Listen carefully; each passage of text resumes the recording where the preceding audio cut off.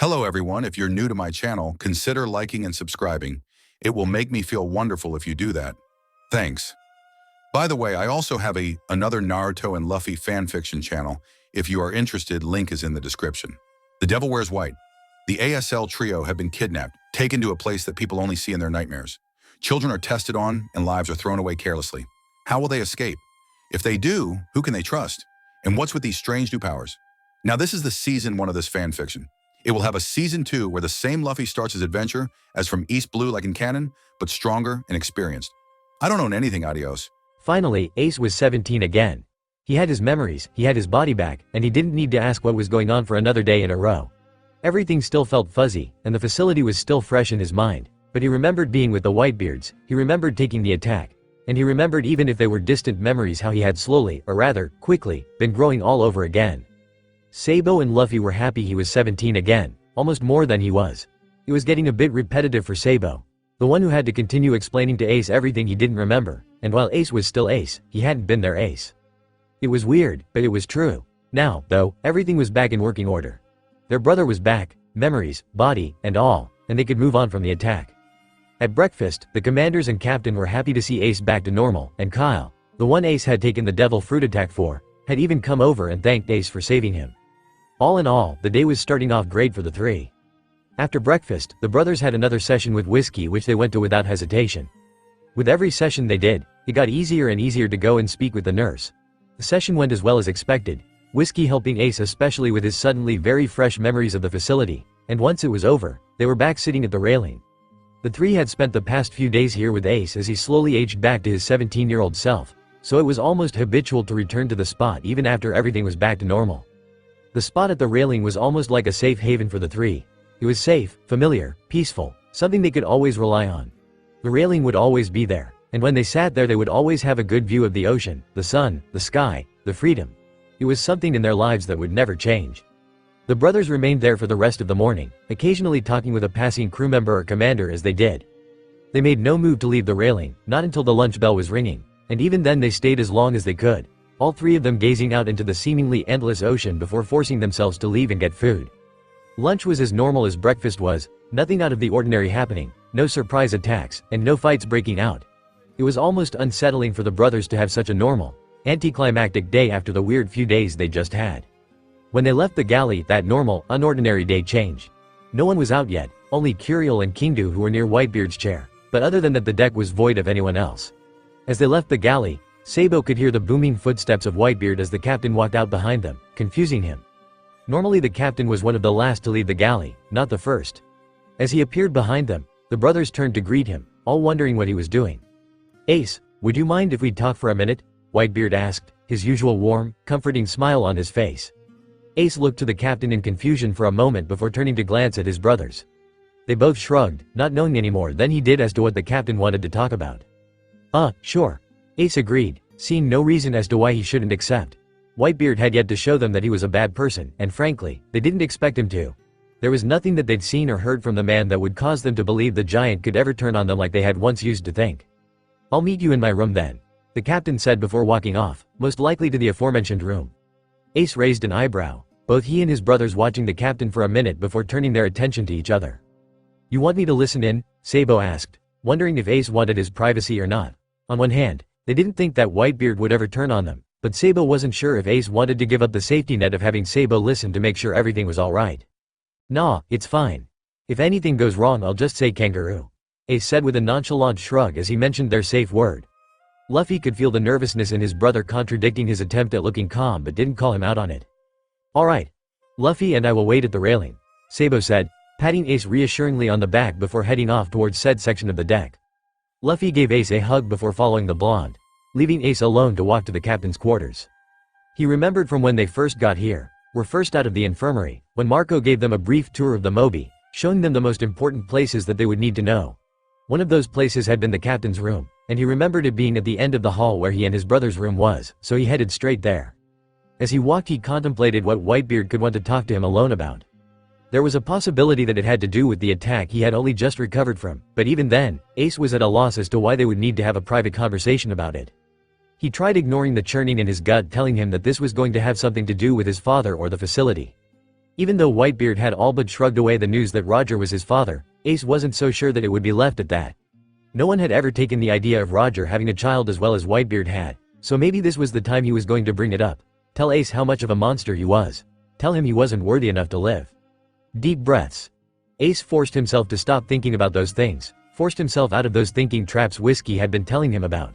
She told him that the mind had a tendency to overreact, and in Ace's case, catastrophize things out of proportion. Once Ace's mind got a small, non-threatening thought into its head, he had a tendency to blow it out of proportion and overthink it to the point that he worried himself more than necessary. Realizing he was outside of the captain's room now, he hesitated. He knew he should just go in and get this over with, knew that this wasn't going to end nearly as bad as he imagined it would, but there was still that hesitance, that inkling in the back of his mind, telling him he needed to run, get away, never look back. "Are you going to come in, son?" Whitebeard's booming voice asked from behind the door. Ace flushed. Realizing he'd been standing there for a few minutes now and remembered Whitebeard had hockey. He cleared his throat awkwardly before opening the door and peeking in. He'd never been in the captain's room before, and now that he was, he took everything in as quickly and discreetly as possible.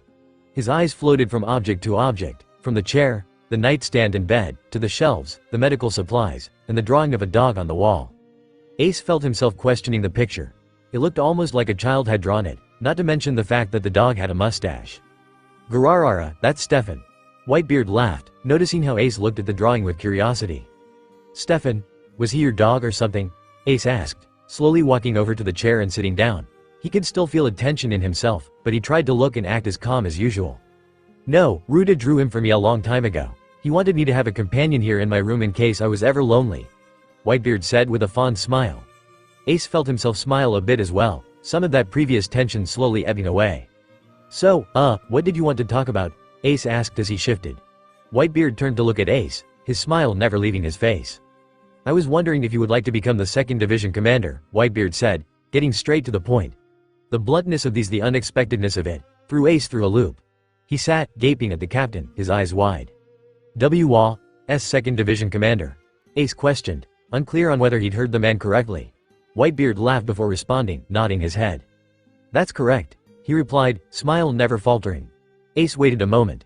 Waited for the captain to tell him he was joking and that there was a different reason completely for calling him here. But as the seconds stretched on, he realized the captain was either entirely too committed to this joke, or he was serious. "But what? Why me?" Ace asked. It was a valid question. He had only been with the crew for a few months, and he'd only been a part of the crew for a little under a month. Surely there were a ton of others who were much better qualified for the position than him. "Why not?" Whitebeard asked with a shrug, leaning back against the headboard of his bed. "Well, because I haven't even been here that long, and there are plenty of others who are better fit for the job," Ace said, face scrunched, perplexed. "As true as that may or may not be, I've decided to choose you instead," Whitebeard said, voice still calm, never wavering in its conviction. "Why though?" Ace asked again, still not understanding Whitebeard's reasoning behind his choice. "I'm not exactly the most stable person, and I've barely gotten to know anyone yet, and there's all the Marines after me and my brothers, and my father's Roger, which is just another shitty thing to add to the list, and—" Whitebeard listened patiently as Ace rambled on and on about his inadequacies and, much like how Luffy gets when he starts rambling, wouldn't stop until someone else stops them. "And I eat a lot, and I get angry really fast, and I can't really handle the nurses that well, and I don't think I would be all that great a commander," Ace said, his rambling eventually ending once he lost his breath. Whitebeard continued to remain silent as he let Ace catch his breath. Once the teen seemed to have calmed down, the giant leaned towards him, grabbing the boy's attention. "As true as any of that may be, I chose you for the good qualities you possess. Sure, you may eat a lot, but so do I, and that's alright. Your father may be an infamous criminal, but we're all children of the sea when it truly comes down to it. If you don't know the rest of your brothers as well as others, that's something that can be fixed," Whitebeard began, Ace listening silently. "I didn't choose you because of any of that. I chose you because of like what I see in you. How loyal you are, how brave you can be, and how you persevere. You saved Kyle from that devil fruit attack without any hesitation, and you stick by your brothers no matter the trouble you three are in. Not to mention, everything that's happened with the facility. It may have been difficult and life-changing, but you and your brothers are working hard to turn your lives around. You're working hard to work through the trauma and live lives that you want to have. I think you would be a good commander not because you're the strongest or even the smartest. I chose you because, despite the difficulties you face in life, you still push through. You would make a good commander, son." Whitebeard finished, flooring Ace with his speech. He'd always had a hard time accepting compliments and praise, and to hear such high praise come from someone like Whitebeard left Ace feeling both flustered and confused. He didn't exactly do anything to deserve the praise, and he wasn't good at properly expressing his emotions, so he could only sit in stunned silence after Whitebeard had finished speaking. Becoming a commander would mean taking on more responsibility, but I think you would be able to handle it. Whiskey's told me without going into detail that you've been progressing wonderfully through your sessions, and she thinks that becoming commander could help you as well.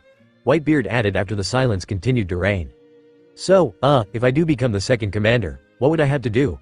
Ace asked, trying to fight the shock off. Whitebeard smiled, leaning back again.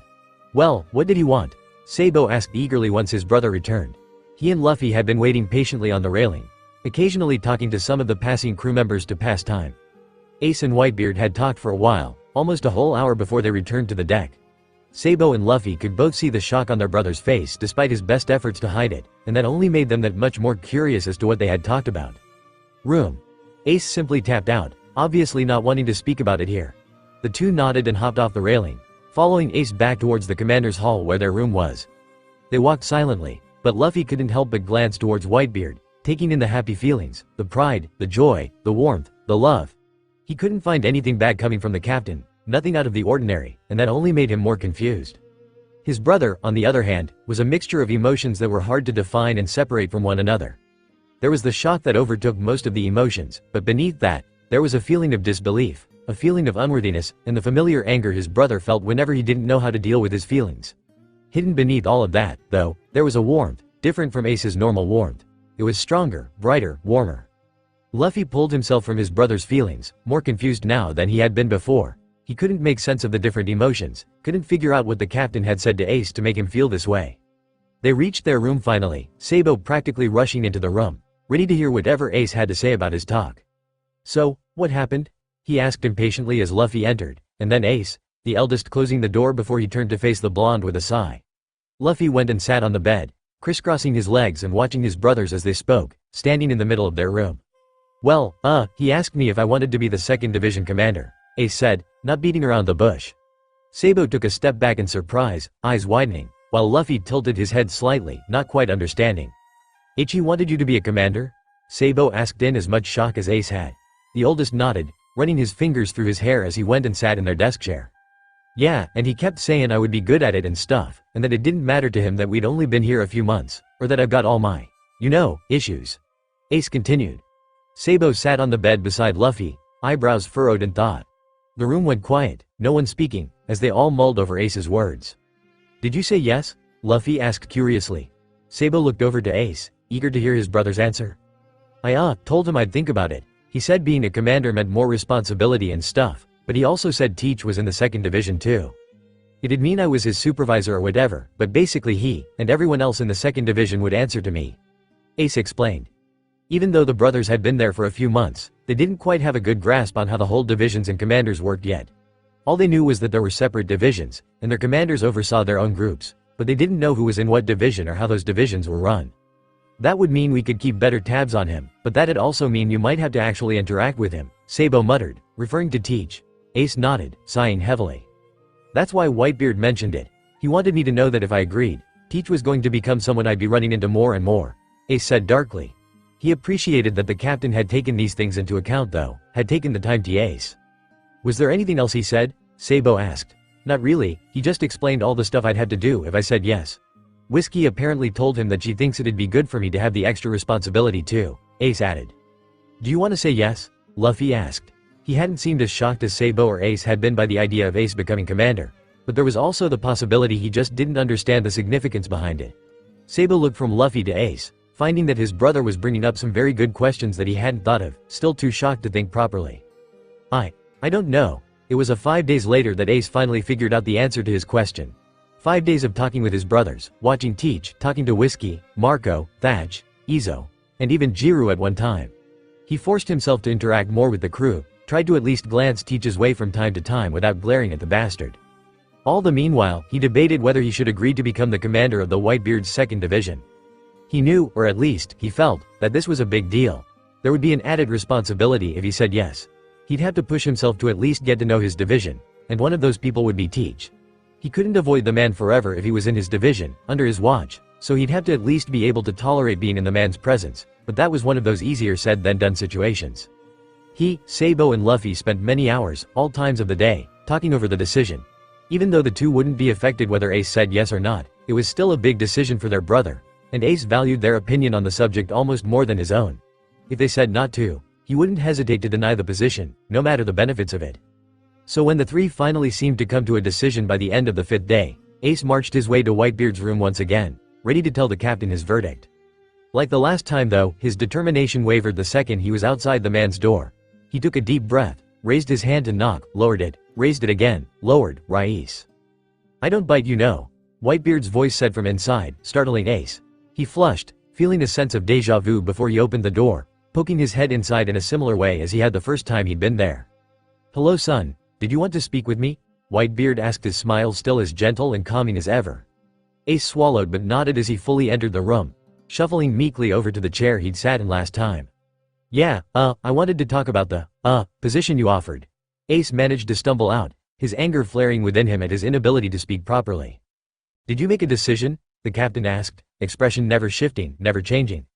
"I think so. If you don't mind, I think I will take the position of second commander," Ace said, looking up at Whitebeard as he spoke. Whitebeard's smile widened, a warmth radiating off him that Ace basked in. "Gararara, of course, son." Whitebeard laughed cheerily. Ace smiled, straightening in his seat as he felt the anxiety wash off of him. "Thanks, Oyaji. Come on Ace, let's go," Luffy whined, tugging at Ace's hand intently. Smiles stretched across his face as he did. Yeah, calm down would you Lou?"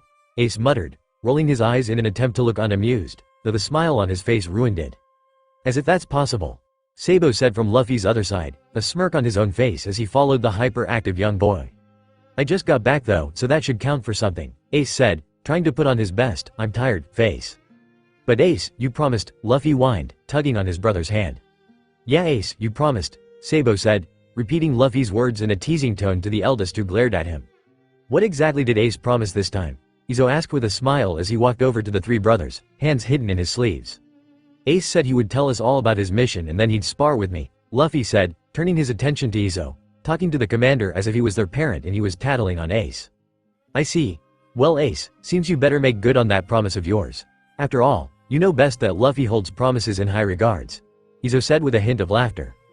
"Fine, come on then," Ace said with a sigh of defeat, slinking off towards an empty section of the deck. Luffy cheering at his side as he bounced beside his brother. Sabou laughed, but didn't follow the two, instead staying with Izo. It had been a year since Ace had accepted the title of 2nd Division Commander, a year since the brothers had escaped the facility, and a year since they joined the Whitebeards. Ace and Sabou were now 18 years old and Luffy was 15.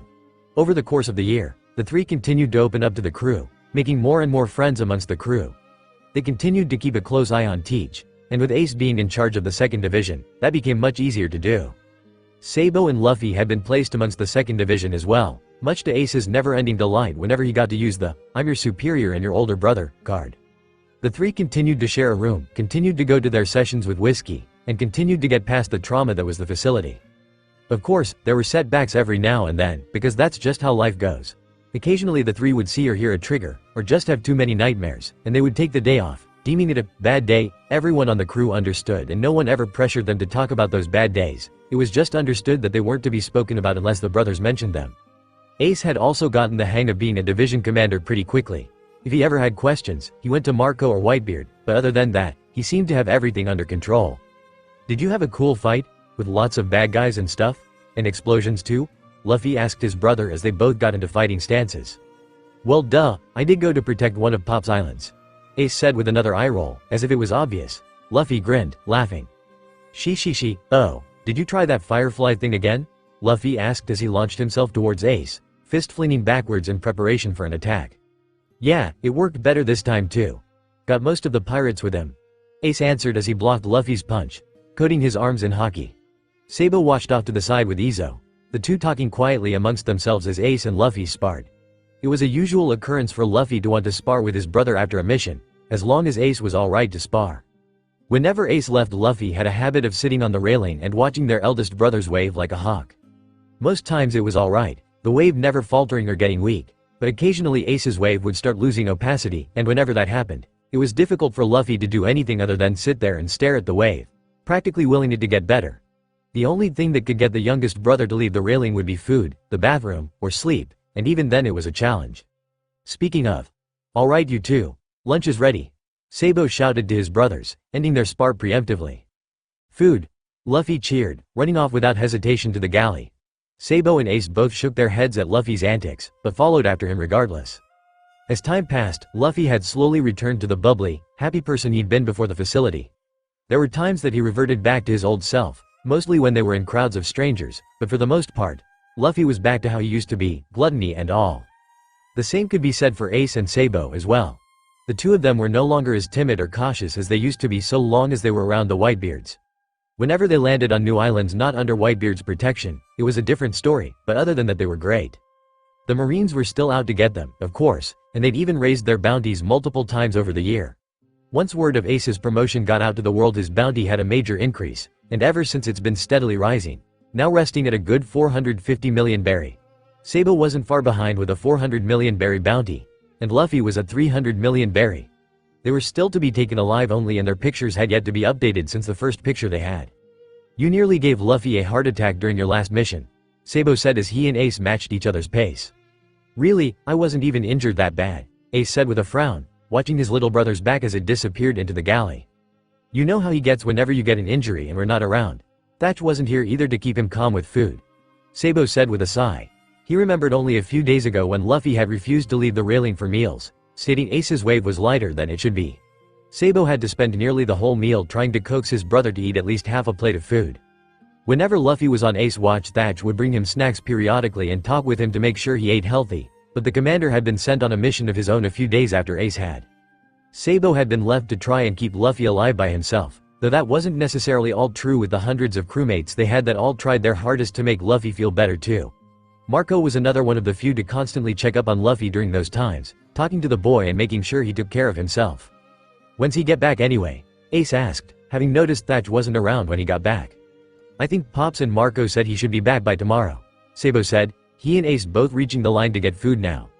Luffy was already at the commander's table, a large plate of food in front of him as he ate eagerly. That's good. How's everything been since I've been gone?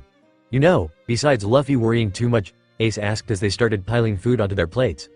You know how it is. A few Marines thought they could take us again. Teach got back from that mission of his yesterday, and Tyler finally figured out that Ruto was the one to hide his lucky sock. All in all, it's been pretty normal, Sabou answered. Ah, damn it, I thought for sure Tyler would be in the dark for another week, Ace exclaimed, having been one of the many to place a bet on when the man would find out. Sabou laughed loudly at his side. I told you should have listened to me, he's smarter than you give him credit for, Sabou said, the two finishing piling food onto their plates and heading to the table where Luffy was already finishing his first serving. Did you hear, Ace? You lost the bet, Haruta announced with a gleeful smile as the two brothers sat down. Ace pouted, already digging in. Yeah, Sabou told me. Who won anyways? The Raven asked, noting absent-mindedly that Sabou was scolding Luffy again for eating 2W, flamenco, and quite a few from the 15th division. Apparently they were one of the only ones to listen when Sabou was telling you about when Tyler would notice, Haruta said with a teasing tone, earning a glare from Ace and another laugh from Sabou.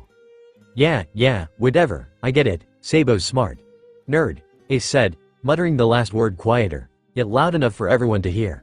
A round of laughter was heard from everyone listening in on the conversation while Luffy smiled, basking in the happy emotions.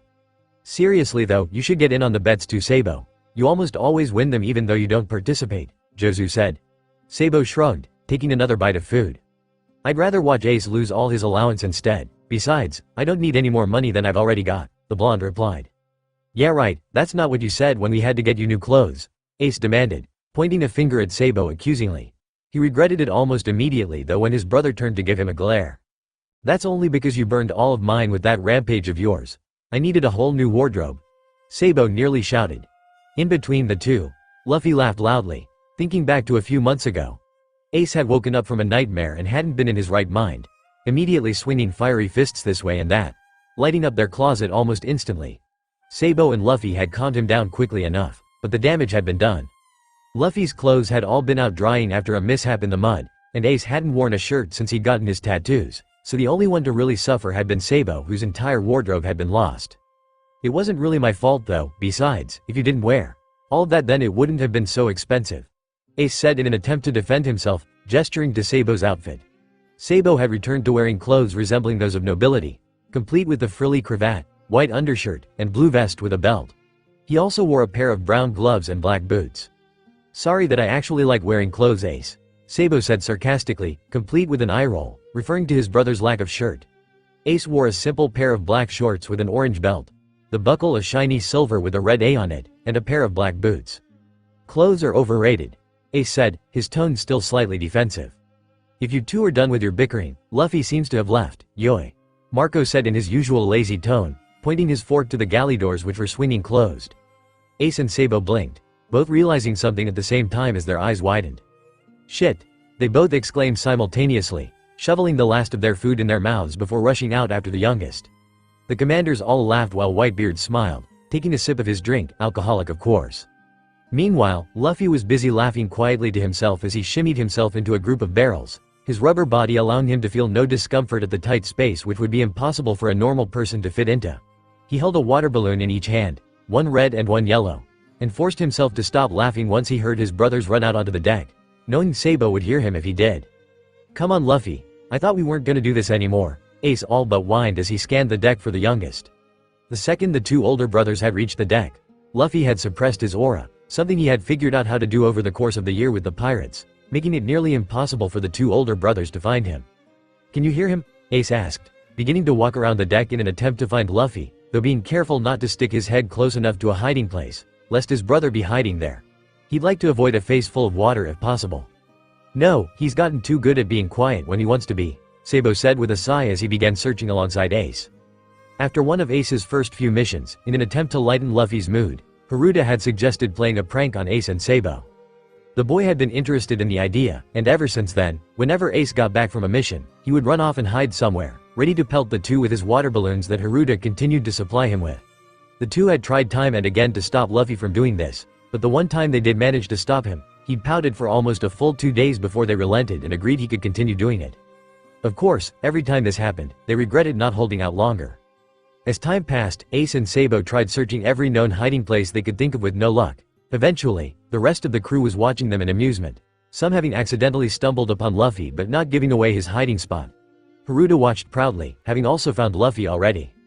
Ah, how they grow up, Haruta said wistfully, Fore rolling his eyes beside him.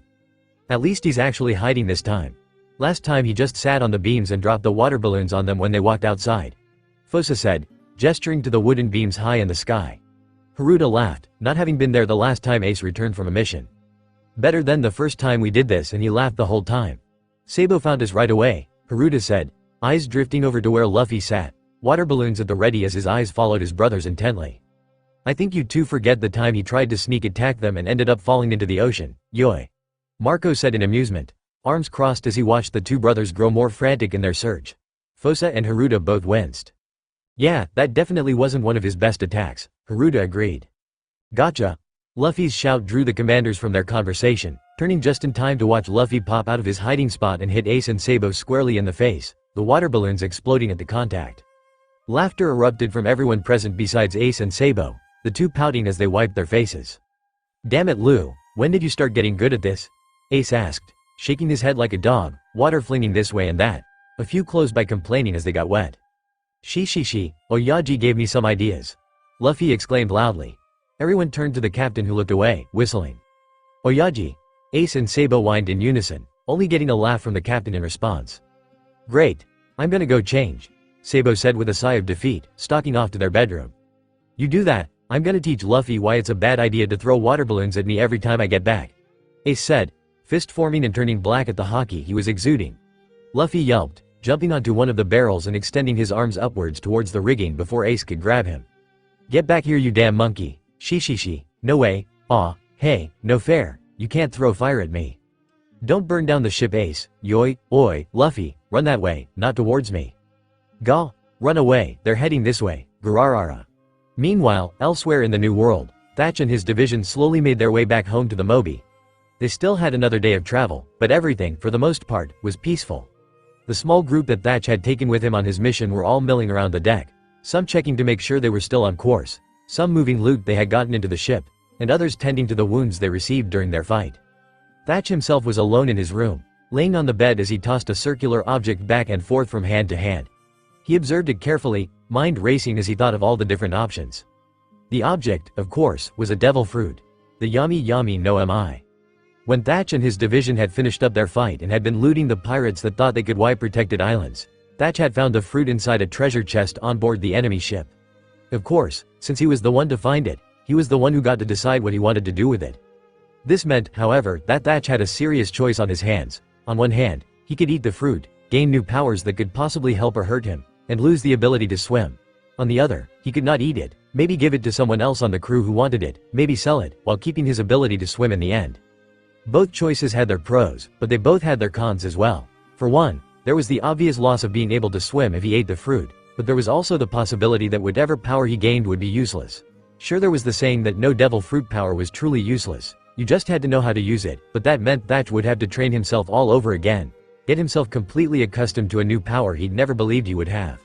However, if he decided against eating the fruit and instead sold it, that meant that whatever power he held in his hands right now went to someone else in the world, whether that be the greedy pirates of the world, the corrupt marines, or just an innocent civilian. The chances that the person who ate this fruit was their enemy, though, was too great. And then there was the option of giving the fruit to someone on the crew who wanted it. It was possibly the option with the least amount of cons, but Thatch didn't know how he felt about the one con he could think of. If he gave this fruit to someone else and they regretted eating it, or got hurt because of it, it would inadvertently be his fault. He would be the one to give someone else this fruit. He would be the one handing the weight of its power onto someone else. Thatch sighed heavily as he turned onto his side, placing the fruit on his nightstand as he did. He just had to wait until he got back to the Moby and was able to do some more research on this mystery fruit. Although the previous day had been easygoing and lighthearted, that night was anything but. Luffy was plagued with nightmares the entire night, which in turn woke Ace and Sabou every time as they attempted to snap Luffy out of them. Over the year, their nightmares had lessened more and more until they were only worried about having them once every few weeks rather than every day like they used to. It had also been a while since they'd had to worry about having more than one nightmare in a night, so when Luffy suddenly had so many nightmares that night, it confused both Ace and Sabou. "It's alright, Lou, we're still on the Moby, Ace is back too, and no one's gonna hurt us here. Oyaji wouldn't let that happen," Sabou soothed quietly, smoothing back Luffy's hair off of his sweaty forehead. The words broke Luffy from his latest nightmare, eyes wet with unshed tears and breathing heavy and quick. "You're safe, Luffy," Ace murmured, he and Sabou sitting up in their shared beds as they calmed Luffy down. The room went quiet, only Luffy's heavy breathing being heard as the youngest calmed down. "You're having a lot of nightmares tonight, Lou," Sabou said with a tone of concern. He didn't know what was causing the nightmares, whether Luffy had seen a trigger the day before, or whether this was just a setback to their healing. "I feel something bad. I don't like it," Luffy mumbled quietly, hands gripping tightly onto their blanket. "Bad? Like darkness?" Ace asked. "Mind immediately going to teach?" Luffy tilted his head to either side before nodding. "Kinda. Feels like darkness, lots of it, but far away. It's heavy. I don't like it," Luffy said, repeating the last sentence again as he shivered. As he had described to his brothers, his chest felt heavy with the pressure of whatever was coming, and there was a pit in his stomach that he didn't like. "A person?" Sabou questioned, more to himself. They'd met a few people with gray auras, and even rarer those with black auras, but no one as bad as Teach or Haru. If there was a person getting closer with a darkness so bad that it caused Luffy this much distress already, the person would have to have a darker aura than both Teach and Haru combined. "No, not a person. Feels like darkness, but it doesn't feel like a person," Luffy said, trying to explain it the best he could. Ace and Sabou frowned, not knowing whether that was a good thing or not. "Is it getting closer?" Ace asked. Luffy hummed, grip on the blankets tightening. "When do you think it'll get here? Should we go tell Oyaji?" Ace questioned more, needing more information on whatever was coming. "It's still far away. Shouldn't get here till morning, after breakfast maybe," Luffy said, trying to judge just how far away the feeling was. "Alright, we'll tell him first thing then. Do you want to go back to sleep, Luffy?" Ace asked, tone becoming gentler as he spoke to his brother. It was obvious Luffy was distressed, and with good reason too. "I'm tired," Luffy said with a nod, though he looked a bit apprehensive about it, which was understandable seeing as he hadn't gotten more than an hour of sleep without being woken up by another nightmare. "Ace and I will be right here the whole time, Lou. We'll tell Oyaji about the feeling in the morning and everything will be alright," Sabou reassured as he lay back down with Luffy, Ace doing the same as well as they all got ready to go back to sleep. Night Ace, night Sabou," Luffy mumbled, his brothers responding in kind before they all drifted off again. When Ace and Sabou woke up in the morning they felt exhausted. The fact that Luffy had continued to have nightmares throughout the night meant that they were waking up constantly as well to calm him down. Because of this, none of them had gotten a good rest, but the sun was starting to shine through their tiny window, and there was a possibly really bad unknown thing heading their way that they had to tell Whitebeard about, so they forced themselves to wake up. Of course, this is when they noticed that Luffy seemed to be once again having a nightmare from where he lay sleeping in between them. With a sigh, the two got to work on attempting to wake him up. This was easier said than done though, as they quickly realized Luffy was stuck in his nightmare, something that hasn't happened in a couple of months for any of them. Sabou was quick to turn to their nightstand, pulling open the top drawer and taking out a familiar vial with a cork on the top. Uncorking it, Sabou held the vial under Luffy's nose, and within a few minutes, Luffy was waking up again. Sabou was quick to pull the vial away from Luffy before the smell could hurt his brother's nose, corking it and putting it back in its drawer. Usually, the three didn't resort to using the special smelling salt whiskey had made them, but with this unusual darkness heading their way they had no time to lose. "Everything's good, Luffy, we're still safe," Ace said for Sabou, the blonde still busy with putting the vial away. As he turned to face Luffy again, he could see the shivers racking the boy's body, only further worrying him and Ace. "Ace, why don't you go tell Oyaji while we go tell Marco?" Sabou said with a frown, because obviously, this was worse than they had thought. Ace nodded, face set in a firm expression of determination as he pushed the blankets off himself, getting ready in record time before leaving their room and heading to Whitebeard's. It was still early, so early that breakfast was only just getting prepared, so most everyone was still in their rooms. The only ones out and about were those on watch, the chefs in the kitchen, and the few early birds. Sabou and Luffy both got out of bed at a slower rate than Ace had, with Sabou helping Luffy get ready due to the fact that the youngest could barely get himself out of bed. When they were finally ready, they left their room and went straight to Marco's nearby room, Sabou knocking on the door without any hesitation. Luffy's hand was clutched tightly to his own, still shivering, a sheen of sweat covering his whole body. Marco opened the door quickly enough, expression in its usual relaxed look before changing to one of concern once he saw the state Luffy was in. "Sabou, Luffy. What's wrong, Yoi?" he asked, opening his door wider and letting the two in. Sabou guided Luffy to the commander's bed and Luffy practically fell onto it in relief, his legs feeling like jello. "Luffy feels something. He says it's like darkness, but not a person," Sabou said as he sat beside his brother. "Is it coming from the ship?" Marco asked as he sat in his desk chair, sitting on it backwards to face them due to the fact that it was bolted to the ground. "No, he says it's heading our way though. He's been having nightmares all night because of it," Sabou said with a frown as he turned to look at Luffy, his brother's eyes drooping closed slowly before opening back up just as slow. "How long until it's here, Yoi?" Marco asked with a frown of his own. Ever since they found out about the brothers' powers, they had accepted them as easily as they would anyone else, as if having the ability to feel emotions was normal. Whenever Luffy mentioned he was feeling bad feelings, they took him just as seriously as they would anyone else saying they had witnessed a crime. They believed them, and Sabou wondered, not for the first time, how they had managed to stumble upon one of the better pirate crews in the world. After breakfast, Luffy said certainly. Now that the whatever it was closer, Luffy could better determine how far away it was and how long it would take for it to get here. "Do you have an idea what this thing might be, Yoi? An object? Weapon?" Marco asked, trying to get any information possible.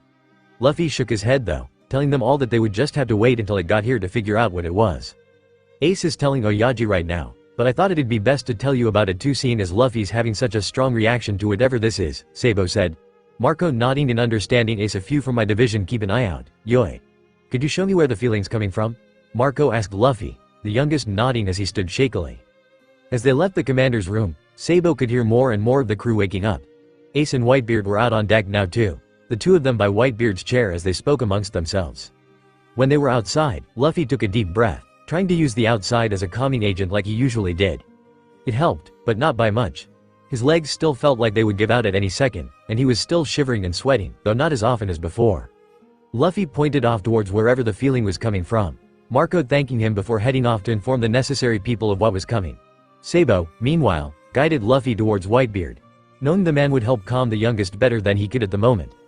Luffy had always been able to use the giant's expansive warmth to help calm himself down, no matter the darkness coming from Teach, so Sabou hoped he could do the same now. Whitebeard gave them a smile as they walked up to him, quick to lower a hand for Luffy to climb onto, which the youngest did without hesitation, sighing in relief as he let the warmth from Whitebeard wash the darkness away. It wasn't gone completely, whatever this thing was had too much darkness for Whitebeard to combat, but it was enough for Luffy to relax, to stop shivering, stop sweating.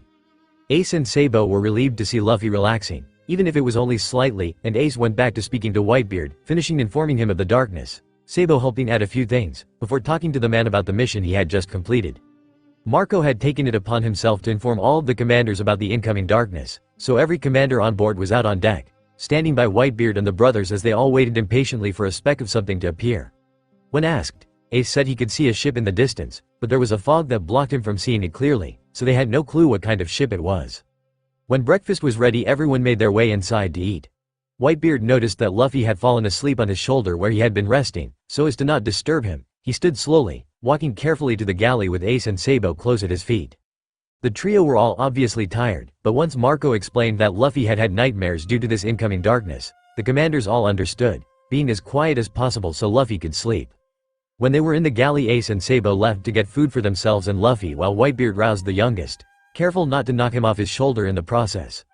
When Luffy woke up with a yawn, the captain explained it was time for breakfast, which made Luffy blink a few times in confusion before he registered where he was. "Here Lu, we got you some food," Ace said as he set down both his own and Luffy's plate at the table. Whitebeard helped Luffy off his shoulder and the youngest quietly sat in between Sabou and Ace, eating slowly rather than his usual fast pace. This made the brothers frown, but they were happy that Luffy was at least eating something. When they were finished, Luffy returned to Whitebeard's shoulder and they all headed back out onto the deck, where one of their crew members told them that the ship was Thatch's, the commander having been due to return from his mission today. "Thatch's? So whatever this feeling is coming from his ship?" Namur asked, everyone equally confused and concerned at the same time. "Maybe someone planted something on his ship? He had to go fight some pirates, right?" Jozu asked, getting nods of affirmation. "Or someone snuck on board? Maybe they've got a prisoner?" Atmos suggested. "Whatever it is, we'll find out soon," Flamenco said, looking to the ship that grew closer with every passing second. Luffy, Ace, and Sabou were all on high alert as they watched Thatch's ship slowly reach the Moby. No one knew what they should be preparing for, so they prepared for anything and everything. Luffy sat cross-legged on Whitebeard's shoulder, hands gripping tightly to the giant's coat that he wore. Thatch's division began preparations to board, and within only minutes they were rejoining them on the Moby, all of them carrying over the loot they had with them. Luffy took deep breaths as he tried pinpointing where the darkness was coming from. It hadn't moved since they started carrying things over, so it was obviously still on the other ship, but he had no idea where it was. Before he could figure it out though, Thatch was heading their way, box in hand, and that's when Luffy figured it out. "Thatch has it. The box. It's in the box," Luffy said, voice just loud enough for the commanders and his brothers to hear as they all looked at the box. Marco met Thatch halfway, noticing that the close proximity of the box to Luffy was causing the young boy to shake again, even with the fact that he was sitting on Whitebeard. Luffy didn't hear what Marco said to the other commander, his whole attention focused on the box. Everything else around him seemed to melt away until Marco was opening the box slowly, everyone's eyes trained intently on it as he did. It finally opened enough that Luffy was able to see inside, and once he did, he knew exactly what he was looking at. A sudden spark of darkness drew his attention away as his eyes narrowed in on Teach, the man standing nearby, as he looked into the same box Marco had just opened and that Thatch still held. His grip on Whitebeard's coat tightened, gaining the captain's attention. "What's wrong, son?"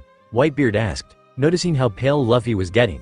The trembling was back, and at the captain's words, everyone turned to look at him.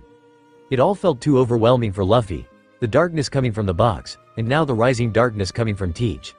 It was such an overpowering feeling. It was like a cloud was forming over the Moby, and not a good one. It threatened to swallow them all, to suffocate them in the horrible, heavy, icky feelings. "Hey, Luffy, it's alright. Calm down, we're still safe, everything's alright." Sabou's soothing words broke through the panic Luffy was feeling. His brothers were sitting on either side of him now, and he realized he hadn't even noticed them join him on the captain's shoulder. Teach's darkness got worse. Luffy tapped, making both his brothers and the captain frown. The commanders, who hadn't seen or heard what Luffy tapped, could only watch in confusion. "He's looking at the fruit," Ace noticed, getting a bad feeling in his stomach at the greedy look on the man's face. "Marco, Thatch, why don't you go put that away? You can tell me all about your mission after," Whitebeard said, drawing the two commanders' attention to him. Thatch blinked before nodding, smiling. "Sure thing. I'll be right back," Thatch announced as he and Marco headed off, Sabou hearing Marco tell Thatch about the darkness coming from the fruit as they left the deck.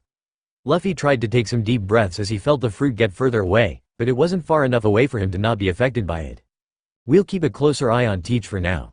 This could be whatever he's been searching for all this time," Whitebeard said in a low voice, only loud enough for the commanders to hear. The rest of the loot was unloaded from Thatch's ship. All the meanwhile, Ace kept his eyes trained to Teach like a hawk, and Sabou went to talk to Thatch. Luffy stayed with Whitebeard, scared to leave the man's shoulder in case the darkness got any worse. It was already hard to keep the feelings at bay, the captain's warmth only barely holding them back now, and he didn't want to feel the darkness anymore. The rest of the day, everyone was tense, on edge. They all knew that Teach was up to something, they all knew that he'd had a reaction to the fruit, and they all knew that said fruit was bad news, but they just couldn't figure out what he was. Maybe he wanted the fruit for himself, or maybe he wanted to sell it, or did he want to get rid of it? Why was this specific fruit causing him to have a reaction? There were no answers, and even though Ace was watching the man and Sabou was listening to his every word, they still didn't get any closer to an answer than they started with. It was frustrating, to say the least. By the time night rolled around, the brothers were in their room, all trying to go to sleep. Hours passed as they tossed and turned, none of them falling asleep for more than a few minutes before they were up again, their minds racing with different thoughts and ideas as to what Teach could be doing. It was during this time that Luffy, who was also combating the feelings coming from both the fruit and Teach, sat up in a mixture of groggy confusion and fear. Ace and Sabou, who still weren't asleep yet, sat up with him, concerned. "What's up, Lou?" Ace asked, eyes flickering to the door subconsciously, practically waiting for someone to barge in and attack them. Teach's darkness got worse again, Luffy said meekly, the trembling starting anew. Ace and Sabou frowned, the blonde straining to listen for what Teach was doing. "He's walking somewhere. Sounds like. He's heading towards the kitchen," Sabou informed, head lowered in concentration. Suddenly, his eyes widened and his head rose again, fear bubbling off of him and into Luffy. "Thatch is there, in the kitchen. Teach is heading his way," Sabou said softly as he continued training his ears on the man, not wanting to miss a single thing.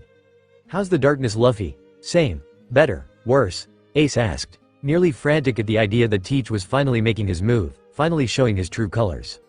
"Worse," Luffy said, just as soft as Sabou had spoken. "Alright, Luffy, you go get Marco just in case the bastard's really gonna try something. Sabou, we're gonna go check on them, just to make sure," Ace ordered, already flinging the blankets off of them as he practically jumped out of the bed. Sabou and Luffy both nodded in understanding as they both got out of their bed as well, Sabou following Ace out the door and towards the kitchen while Luffy headed right to Marco's room. It was like deja vu as he knocked on the commander's door, shivering and sweating, however this time he was without Sabou. It took Marco a little bit of extra time to get to the door, probably having been asleep, and Luffy could tell that was the case when the man opened the door, shirtless and feelings fuzzy and confused. "Luffy?" he asked, grogginess in his voice, but slowly the commander was waking up more and more. "Teach's darkness is getting worse, and he's heading to Thatch, and Ace and Sabou are going to check on them, but they said I should get you too just in case, but the darkness from the fruit, and from Teach, is really strong, and..." Marco, having experienced Luffy's ramblings before, knew that the only way to stop the kid from continuing was to interrupt him, so that's what he did, frown on his face as he opened his door more. "Is it still getting worse, Yoi?" Marco asked, worry seeping into his tone as he spoke. Luffy nodded, shivering again. "He's got all the dark feelings, like the doctors before they hurt us," Luffy said, voice much lower and quieter as he spoke about the facility.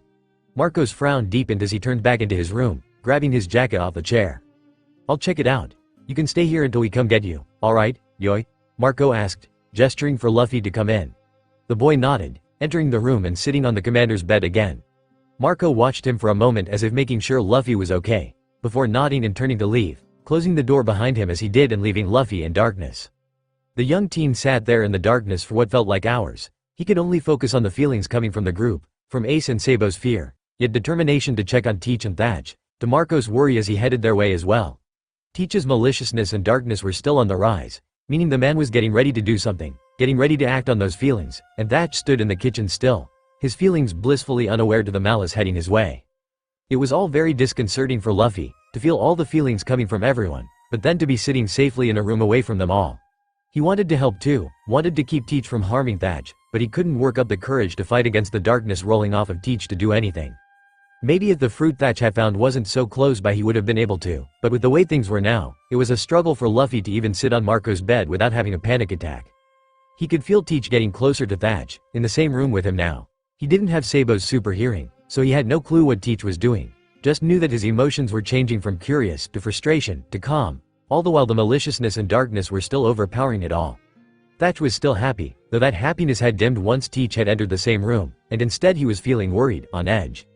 Ace and Sabou were closing in on the two now, their feelings still much the same, and it was only moments later that they were entering the kitchen as well, Thatch and Teach's feelings turning into shock as they did.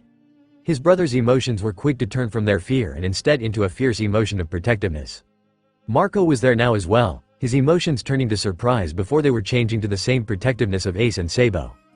Teach's emotions turned to rage, his darkness increasing and making Luffy's breath heavy as if something was sitting on his chest and constricting his breathing.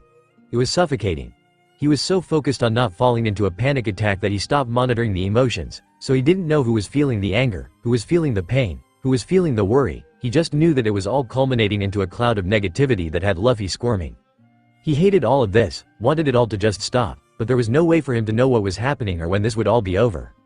He grabbed the pillow from Marco's bed and held it tight to his chest, squeezing it as tight as he could as he tried to calm down, tried to take deep breaths. He was alright, no one was hurting him. But his brothers could be getting hurt. He didn't have to worry, Ace and Sabou and Thatch and Marco are strong, they could take Teach. But what if they couldn't? In a few minutes, someone would get him, tell him it was all over, and everything was alright. But what if they didn't? Every time Luffy came up with a calming thought, he had another contradicting one, telling him that it wouldn't be alright, that Teach was going to hurt them all, that his happy, peaceful time on the Moby was over.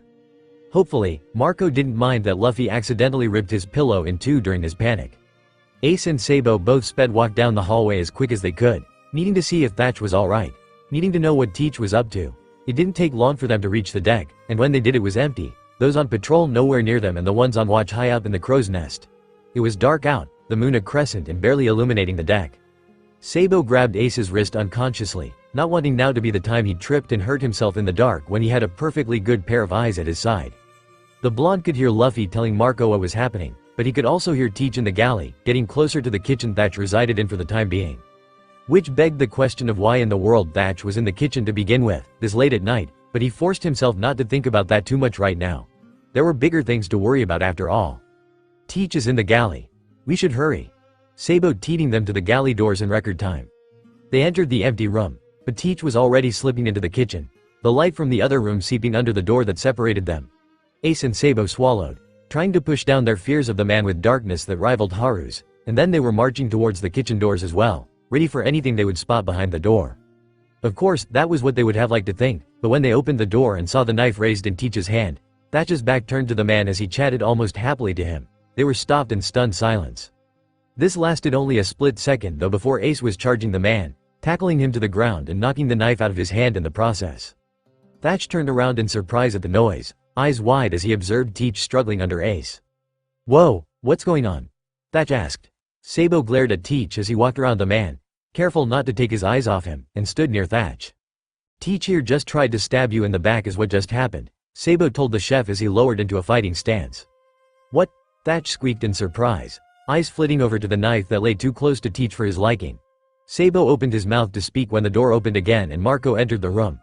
The first mate's eyes scanned everything that was happening before he was lowering into a fighting stance as well.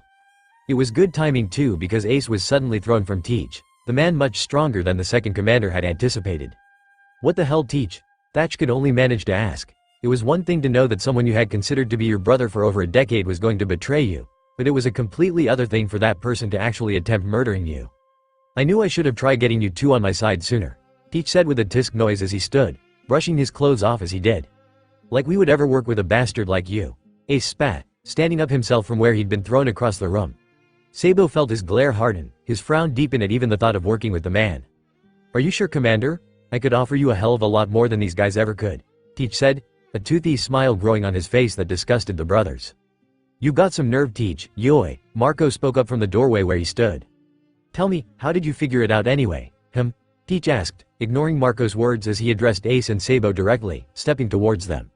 The reaction was immediate as everyone else in the room tensed up, waiting for Teach to do something. "We don't need to tell you anything," Sabou said icily, refusing to give Teach any unnecessary information. "Aw come on Sabou, we're in the same division, right? That means we can share secrets with each other," Teach said, his smile still on his face and tone easygoing despite the fact that he was outnumbered 4-1. "That also means we don't go attacking others on the crew, but it looks like we don't follow those rules all that well, do we?" Sabou asked, hands almost hurting from how tight he was holding his fists. You're right. You sure you two don't want to join me? You could even have Luffy come along too." Zihahahaha. Teach laughed. Ace and Sabou's skin crawled as the man mentioned their brother, and before anyone knew it, Ace was charging, fist flaming as he went to attack the man. Teach was caught by surprise, only barely dodging the attack, but not before his shoulder was burned by Ace's fire. "So that's how it's gonna be, huh?" Teach asked with a sigh, his smile gone now as he righted himself, turning to face everyone. "Shame. Shame." With that last word, Teach attacked as well, snatching up the abandoned knife on the ground and charging towards Sabou and Thatch. The chef didn't have his weapons on him, but Sabou had his pipe which he was quick to grab off his back, blocking Teach's attack. It was a flurry of attacks after that, Thatch trying to stay out of the way seeing as he didn't have weapons while Ace, Sabou, and Marco each fought against Teach. They dodged, they threw fire, they used pipes, knives, and talons, but even though Teach was outnumbered, he still managed to put up a good fight against the three. "Give up Teach, you're only delaying the inevitable," Marco said, breathing heavily after having been knocked back a few feet while blocking another one of Teach's attacks. He was slightly amazed at Teach's strength, but then he remembered that the man had spent years pretending to be a part of their family, so why would he have shown them their true strength? What you call delaying, I call strategizing, Teach said with a grin. Marco and Ace were both on the other end of the kitchen, both having been knocked back by Teach, and Sabou was near the doorway, sweating and in a bit of pain from a punch that Teach had managed to land on his chest. Thatch, however, was opposite Sabou, Teach in between them, so when the bearded man turned his attention to the man, no one was close enough to stop him. Thatch did his best to dodge the attack, cursing himself again for leaving his weapons in his room, but there was a sharp pain in his side where Teach successfully plunged the knife. As quick as the knife had entered, it was gone when Sabou reached them and kicked Teach away. The fact that Teach held onto the knife meant the weapon was no longer plugging the wound, and blood gushed out fast over Thatch's hands as he attempted covering the wound, but with no luck. Thatch! Ace and Marco shouted as they ran over. Ace helped Thatch sit on the floor and dropped to his side while Marco stood, checking the chef over quickly. Ace, grab some towels and put pressure on that, yoy, Marco ordered, and as much as he wanted to help the chef more, the sound of Sabou being knocked into a table broke him from those thoughts. Right, Sabou, toss me those towels, Ace called to his brother who had landed right near some of the hand towels that were scattered around the room. The blonde blinked. The wind knocked out of him after that last hit, but he nodded, grabbing the cloth and tossing it towards him right as a flash of blue flew by him and into Teach, knocking the man backward much in the same way Sabou had been flung. Alright, here we go, Ace muttered to himself as he bundled the cloth up and pushed down on Thatch's wound, eliciting a hiss of pain that turned into a groan from the chef. Hang in there, Thatch, Ace said a little louder for the chef to hear. Thatch, whose eyes had closed after the sharp pain of the pressure went away, looked to Ace, vision blurry. What do you think I've been trying to do here? Thatch asked with a roll of his eyes, the pain overwhelming his thoughts, making it hard to think clearly. He felt a bit woozy and hoped that there wasn't as much blood on the ground as he thought there was. Looks to me like you're trying to get yourself killed, Ace responded, lips twitching upwards in a smile as he attempted to keep Thatch talking, tried to keep him awake. The sounds of the fight didn't faze the two, because they knew it was still going on. It was just a matter of who got hurt next, Teach or them. I think you need to get your eyes checked. I'm obviously doing just fine, Thatch said, words slurring a bit, head laying against the floor as he stared at the ceiling. My vision's perfect, thank you, better than your old man's vision, that's for sure, Ace said, making Thatch laugh, though even that was cut short as another wave of pain followed. Sorry, Ace said with a wince, realizing that maybe he shouldn't have made a joke that would cause Thatch even more pain. Oi, don't go thinking I can't handle a little bit of pain, Thatch said, his expression telling Ace he was offended, but his tone light and joking. Another crash behind them clued them into the, still, ongoing fight. If this is a little, then what's a lot? Ace asked with a raised eyebrow, eyes looking down at his hands which were soaked with blood, the once white towel stained a dark red. Oh, you know, getting burned alive maybe, or maybe getting stabbed in the back? Cause, that's like, metaphorical, and physical pain, you know? Thatch asked, eyebrows furrowed as he spoke, breathing coming out in pants and his eyelids drooping more and more as he spoke. Ace frowned as he saw the subtle changes in the chef, saw his friend slowly grow more and more lethargic, which was not a good sign. Oi, Thatch, don't fall asleep, you hear? Ace asked, trying to keep his tone calm and even, but it came out slightly frantic. What are you talking about? Just cloin' for a second, Thatch said with a frown, closing his eyes again, his breathing too light for Ace's liking. It had been about 5 minutes since Thatch had been stabbed, and he was really hoping that the fight would be over soon so they could get the man some help. Of course, that's when Thatch passed out, much paler than he had been when he had first been stabbed. Thatch, oi, Thatch, wake up, I told you not to go to sleep, Ace said, a hint of anger in his tone even though he knew it was irrational to be angry with the bleeding man, knew that it wasn't really Thatch's fault for passing out. The amount of blood on the floor, on his hands, on the towel, was a lot more than he would have liked, and he knew enough to know Thatch needed help soon. Which is exactly what they got. The door opened, and suddenly the commanders were rushing in, one after another, and at the end of them was Whiskey and 2 other nurses, Mary and Marguerite. The fight after that wasn't even much of a fight, to be honest. With all the commanders and Sabou against Teach, it was over within seconds, though not before Teach was able to nick a few with the wild swinging of his knife, determined to not go down without doing as much damage as possible. While that was happening, Whiskey came over and relieved Ace of his task of putting pressure on Thatch's wound, and the second his hands were off the towel, the nurses were checking Thatch's wound, checking his blood pressure, his heart rate, everything. A gurney had been brought with them, and they were quick to place the chef on it with Ace's help before they were off, heading to the infirmary as quick as possible without harming Thatch further. Everything almost went by in a blur for Ace after that, watching as Jozu put shackles on Teach and made him stand, marching him out of the kitchen into the brig. Sabou walked up to him and placed a hand on his shoulder, speaking to him, but he didn't hear a word of it. Another nurse came in and said something, and then he was being guided to the infirmary by Sabou, who he noticed had quite a few cuts and some bruises that were quickly forming. When they were out on the deck, there were quite a few crew members out and about. Even though it was still the middle of the night, the commotion had woken them and they'd been quick to see what was happening. Amongst them was Luffy, and when Sabou and Ace emerged from the galley, he rushed forward, tears in his eyes as he did. "Ace, Sabou, I was so scared, 'cause I could feel the feelings, and I knew someone was hurt, so I went and got Izo, and then I got whiskey, and they told me it'd be alright. But I knew Teach was really strong 'cause we were fighting for a long time, and I think I ripped Marco's pillow, sorry Marco, but I couldn't help it, and I." "Luffy, Yoi, it's fine, you can calm down. Everything's taken care of, we just need to go see the nurses. You know how Whiskey is about her checkups," Marco said soothingly, smiling to the youngest as he walked over and stood beside Ace and Sabou. "Really, you're not hurt too bad, right?" Luffy asked.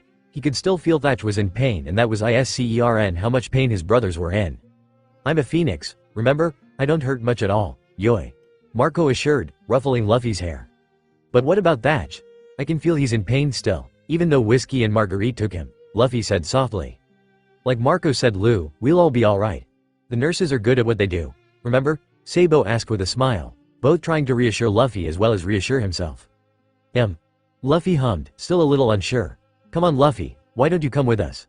So you can see that we're really alright," Ace asked, wrapping an arm around his brother's shoulders and guiding him to the infirmary. "But the medicine room's all smelly," Luffy whined, nose already scrunching at just the memory of the burning smells in the room. "Do you want to come or not?" Ace asked with a raised eyebrow. Luffy was quiet a second before he pouted, walking alongside his brothers towards the infirmary. "Thought so," Ace said a bit smugly as they walked along, a small smile on his face at the ease of their conversation. Even though Thatch was injured, even though Teach had just betrayed them, even though they were more than a little banged up, this normal conversation, the jokes that they shared amongst themselves, made everything feel like it was going to be alright. That didn't mean they weren't worried though. There was plenty to be worried about after all, from wondering if Thatch would survive and be okay, to wondering what was going to happen with Teach now, to the devil fruit that still put Luffy off. There was a mile-long list of things they could overthink, but as they walked to the infirmary, they all didn't think about any of it. Instead they continued to joke, continued to laugh, and even though Luffy could feel everyone's underlying worry, he ignored it as well in favor of the better feelings. Their check-in with the nurses was relatively quick. They bandaged the bleeding cuts on Sabou, checked Ace over to make sure he didn't have any internal damage from being thrown into one too many tables, and looked over Marco to make sure his devil fruit had healed everything necessary. They were cleared within minutes, and after, they left, heading to Whitebeard's room where the captain still remained. Even though there had been a commotion thanks to Teach, the nurses had kept Whitebeard confined to his room, knowing that all the commanders would be able to handle Teach. This walk was a little more somber than their walk to the infirmary had been, because now they had to face what had happened, had to take the reality that Thatch was in the infirmary with a pretty nasty injury, and they had a traitor in their brig. No jokes were made now, no laughing was heard, and no one even spoke to each other the entire walk there. Many of the commanders' doors were still open, seeing as they had been in a rush, so as they walked down the hall to the captain's room, they could catch glimpses into everyone's rooms. Haruto's was quite a mess, clothes and papers strewn around the place. It was a harsh contrast to the room beside it, Izo's, which was pristine, not a speck out of place. Across from Izo's was Fose's, the 15th commander's room, filled with more mechanical-looking things, from oil to scrap metal. It made the depressing walk a slight bit more entertaining to get a peek into the commanders' different lives, especially when Luffy's arm stretched into Rikuyo's room and grabbed a sock. The young teen promptly threw the sock into Vista's room, whistling as he did. Ace and Sabou couldn't help but snicker, and when Marco didn't say anything about it, Luffy laughed as well. The first commander merely shook his head and sighed. "If those two cause any damages, it's coming out of your allowance, Luffy, Yoi," Marco said sternly, but Luffy only laughed more in response. Finally, they reached Whitebeard's room, Marco knocking and entering without any hesitation, Whitebeard already expecting them to come. "My sons," Whitebeard greeted, the two nurses at his bedside nodding to them as they left. "Pops, we've captured Teach and are currently holding him in the brig," Marco said as they all walked in fully now. "Injuries?" Whitebeard asked, already noticing the bandages on Sabou. "Mostly minor. Thatch was stabbed though, Yoi. The nurses are currently working on him," Marco said with a frown, though his voice didn't waver from its stoic, calm tone. Luffy could feel the man's contradicting feelings though, the anger towards Teach, the worry for Thatch, and the need to remain calm, all battling inside him. "How did you know Teach was going to act?" Whitebeard asked, turning to look at the brothers now. "We couldn't really fall asleep, so when Teach's darkness got worse, Luffy noticed right away. Sabou and I went to check on him since he was heading towards Thatch, and we sent Luffy to get Marco just in case," Ace explained. Whitebeard sat back in his bed, taking in Ace's words, eyes closed. "We'll have a meeting in the morning to discuss everything properly. We can figure out what to do with Teach then as well. For now, have some guards set up to watch Teach and make sure he doesn't escape," Whitebeard said to Marco, the commander nodding. "And you three go and try to get some rest," Whitebeard continued, turning to look at the brothers with his usual warm smile. "Can we sleep here?" Luffy asked, voice small as he spoke. As much as he wanted to sleep, as much as they all wanted to sleep, they hadn't been able to before. Luffy especially couldn't, not when all the darkness was still on board, but when he was near Whitebeard, it was bearable. It was easier near the captain. The man's warmth combated the darkness enough that he could almost feel relaxed. "Of course my son," Whitebeard said, shifting and making space for the brothers who eagerly climbed onto the giant bed. It took only a mere minute for the exhaustion to take over all of them. Luffy the first to fall asleep, followed quickly by Sabou and then finally Ace. Marco smiled along with Whitebeard, both remembering when the brothers had first arrived on the Moby and would have never allowed them to get this close. Even after all of this, everything would be alright.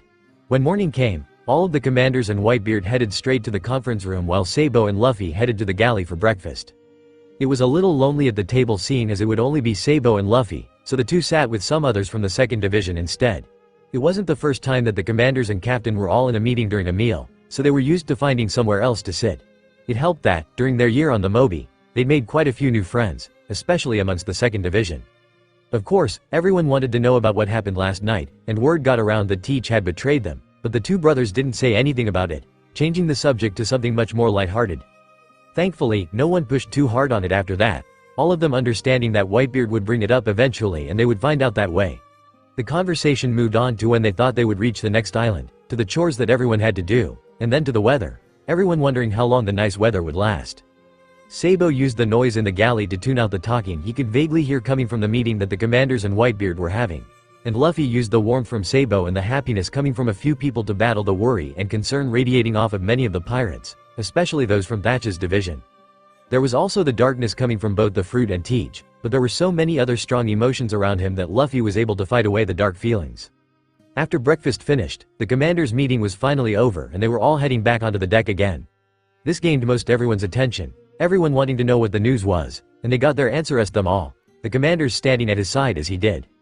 He recapped last night's events for everyone, telling them all about how they had been wary of Teach for a while now and how last night he had betrayed them. The crew knew about the brothers' enhanced abilities, so it came to no surprise to them when Whitebeard mentioned Luffy felt the darkness in the man, which is what set off last night's events. The verdict on what was to happen to Teach was still to be determined, seeing as it was still in the air on whether Thatch would recover from his wound or not, but the nurses said that there was a good chance he would. Teach was to be kept in the brig until Thatch was awake, or Kami forbid, dead, and when one of the two occurred, they would decide what was going to happen to the man. When Whitebeard finished speaking, everyone dispersed once more, the commanders and Whitebeard heading to the galley to eat, while the rest of the crew went about their original business, whether that be doing chores, switching out for watch, or relaxing. Sabou and Luffy met up with Ace, the three of them heading to the galley with the rest of the commanders, and started talking to him about everything they'd talked about during breakfast. It was almost like normal. Almost like Thatch wasn't fighting for his life in the infirmary. Almost like Teach wasn't only a couple dozen feet away from a fruit he, for whatever reason, was drawn to. If they were able to forget about all of that, it was almost a normal day. After 2 whole days of worrying for Thatch's safety, 2 days of having a devil fruit that practically bleeds darkness on board, and 2 days of having Teach locked up tight, Thatch finally woke up. It happened right after lunch was over, Whiskey coming out and telling Whitebeard and the nearby commanders what had happened.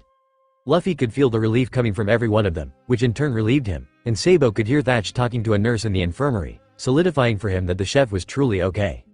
Whitebeard and Marco were the only 2 allowed to see him right away, and seeing as the matter of Teach needed to be resolved, that was exactly what they talked to the chef about. Thatch told them that he remembered having to set out some things for breakfast the following day, so he had been in the kitchen doing that when Teach had walked in. Apparently, Teach had been asking him what he was going to do with the devil fruit he'd found, and after Thatch told him he didn't think he wanted to eat it, that was when Ace and Sabou had entered, knocking Teach to the ground and starting the fight. It only confirmed the captain and first mate's suspicions that Teach was after the fruit, but they still didn't know why. They didn't understand why the man had gone through all of the trouble of pretending to be a part of the Whitebeards just to get a single fruit and throw all those years of hard work away. Of course, there was the possibility that Teach only wanted the safety that came with being a part of the crew, as well as the ability to search larger areas if he really was solely going after this singular fruit. Whitebeard informed Thatch that they had captured Teach and that he had been the only one badly injured, which relieved the chef. They also told him they had yet to determine what they should do with Teach, seeing as Thatch had been asleep the entire time. And now that the chef was awake, they would have to figure that out. When they finished talking, Whiskey came over, telling them all that Thatch should stay in the infirmary for at least another week to let him heal and to make sure there weren't any complications with his wound. And after a bit of whining from the chef and some stern words from Whiskey, Thatch conceded to the restrictions, settling back into his bed and trying to get comfortable for the time he would be stuck there. Whitebeard and Marco left after that, wishing Thatch well as they did. Go and get Teach. Warn Luffy first though, so he can prepare himself for the stronger emotions. Whitebeard told Marco, the man nodding and heading off at a faster pace than the captain so he could do as told. Whitebeard walked at a more leisurely pace, sighing once he was alone. He had known thanks to the brothers that Teach was going to betray them. But betrayal wasn't easy to deal with regardless of how much time in advance you knew about it. Betrayal was betrayal all the same. Thanks to Teach, he had a son wounded in the infirmary. 3 more sons who were still healing from their traumatic experiences from the facility who now had to worry about Teach, and a whole crew full of sons who were all still in shock that they had been betrayed in the first place. It was a lot to deal with, but Whitebeard had been dealt worse hands before. He knew they would pull through this. His family was strong, he believed in them, and once this was all over they would come out stronger than ever. Walking out on deck, the atmosphere was light and happy as the news that Thatch was awake spread. Everyone had been worried for the commander naturally, they were family after all, so when one person heard he was alright, another heard almost immediately, the news spreading like a wildfire until everyone knew. The captain chuckled to himself as he made his way to his chair, pride filling him at the vitality of his children. When he made it to the chair and sat down, his youngest son, Luffy, came right over. Already knowing what the boy wanted, Whitebeard leaned down and opened his hand for the boy to climb on, moving him to his shoulder like he'd done before. He knew it must be hard on the youngest to have to handle all of the feelings on board right now, and if being near him helped him handle it better, the captain would do what he could. He didn't want Luffy to have to suffer unnecessarily if he could help it. A slight tremor ran through Luffy's body, but before Whitebeard could look to see if he was alright, Marco reappeared on deck, the two who had been in charge of watching Teach behind him, along with the man himself, the traitor. Luffy clung to Whitebeard's coat, and the captain tried his best to send the boy some warmth. It was something the captain had been trying to do for a while now, and with help from the 3 brothers, he was getting better at it. Sometimes it worked, and sometimes it didn't, but it seemed it worked this time because Luffy's grip relaxed a bit, the boy calming down ever so slightly. All of the commanders besides Marco stood by Whitebeard's chair, Ace included, while the rest of the crew watched from the deck rather than standing in the amphitheater-like zone where Teach was being led. Sabou also stood beside Whitebeard's chair, ready in case Luffy needed him. It was silent as everyone watched the traitor be marched in front of Whitebeard. No one said a word, not even a whisper, all watching in anticipation. Luffy could feel the waves of hatred, anger, distrust, flowing off of his surrounding ship brothers. He could feel the darkness, the frustration, the anger, the hint of fear coming from Teach. He could feel the warmth, the pride, the anger coming from Whitebeard. Lastly, he could feel the fruit, which was still locked away, radiating darkness. It was so many different, yet similar emotions all trying to make their way into him, but he tried to keep them out. Tried focusing on anything but the overwhelming emotions. Finally, Teach was in front of Whitebeard, the two who had brought him out forcing him to kneel on the ground and remaining close by him. Marco stayed near Teach as well, remaining there with the other 2 in case Teach tried to do anything. Marshal D. Teach. Whitebeard's voice boomed loudly, the only noise on the silent deck. You have betrayed one of your own. Do you have a reason for doing so? Whitebeard asked, frown on his face now as he spoke. Teach sneered at the giant, but answered regardless. Commander Thatch had something I wanted. No hard feelings really, Teach replied, smirking to the captain now. Many frowned at his answer, and a few nearly started throwing insults at the man, but Whitebeard stopped them when he raised his hand, signaling them not to speak.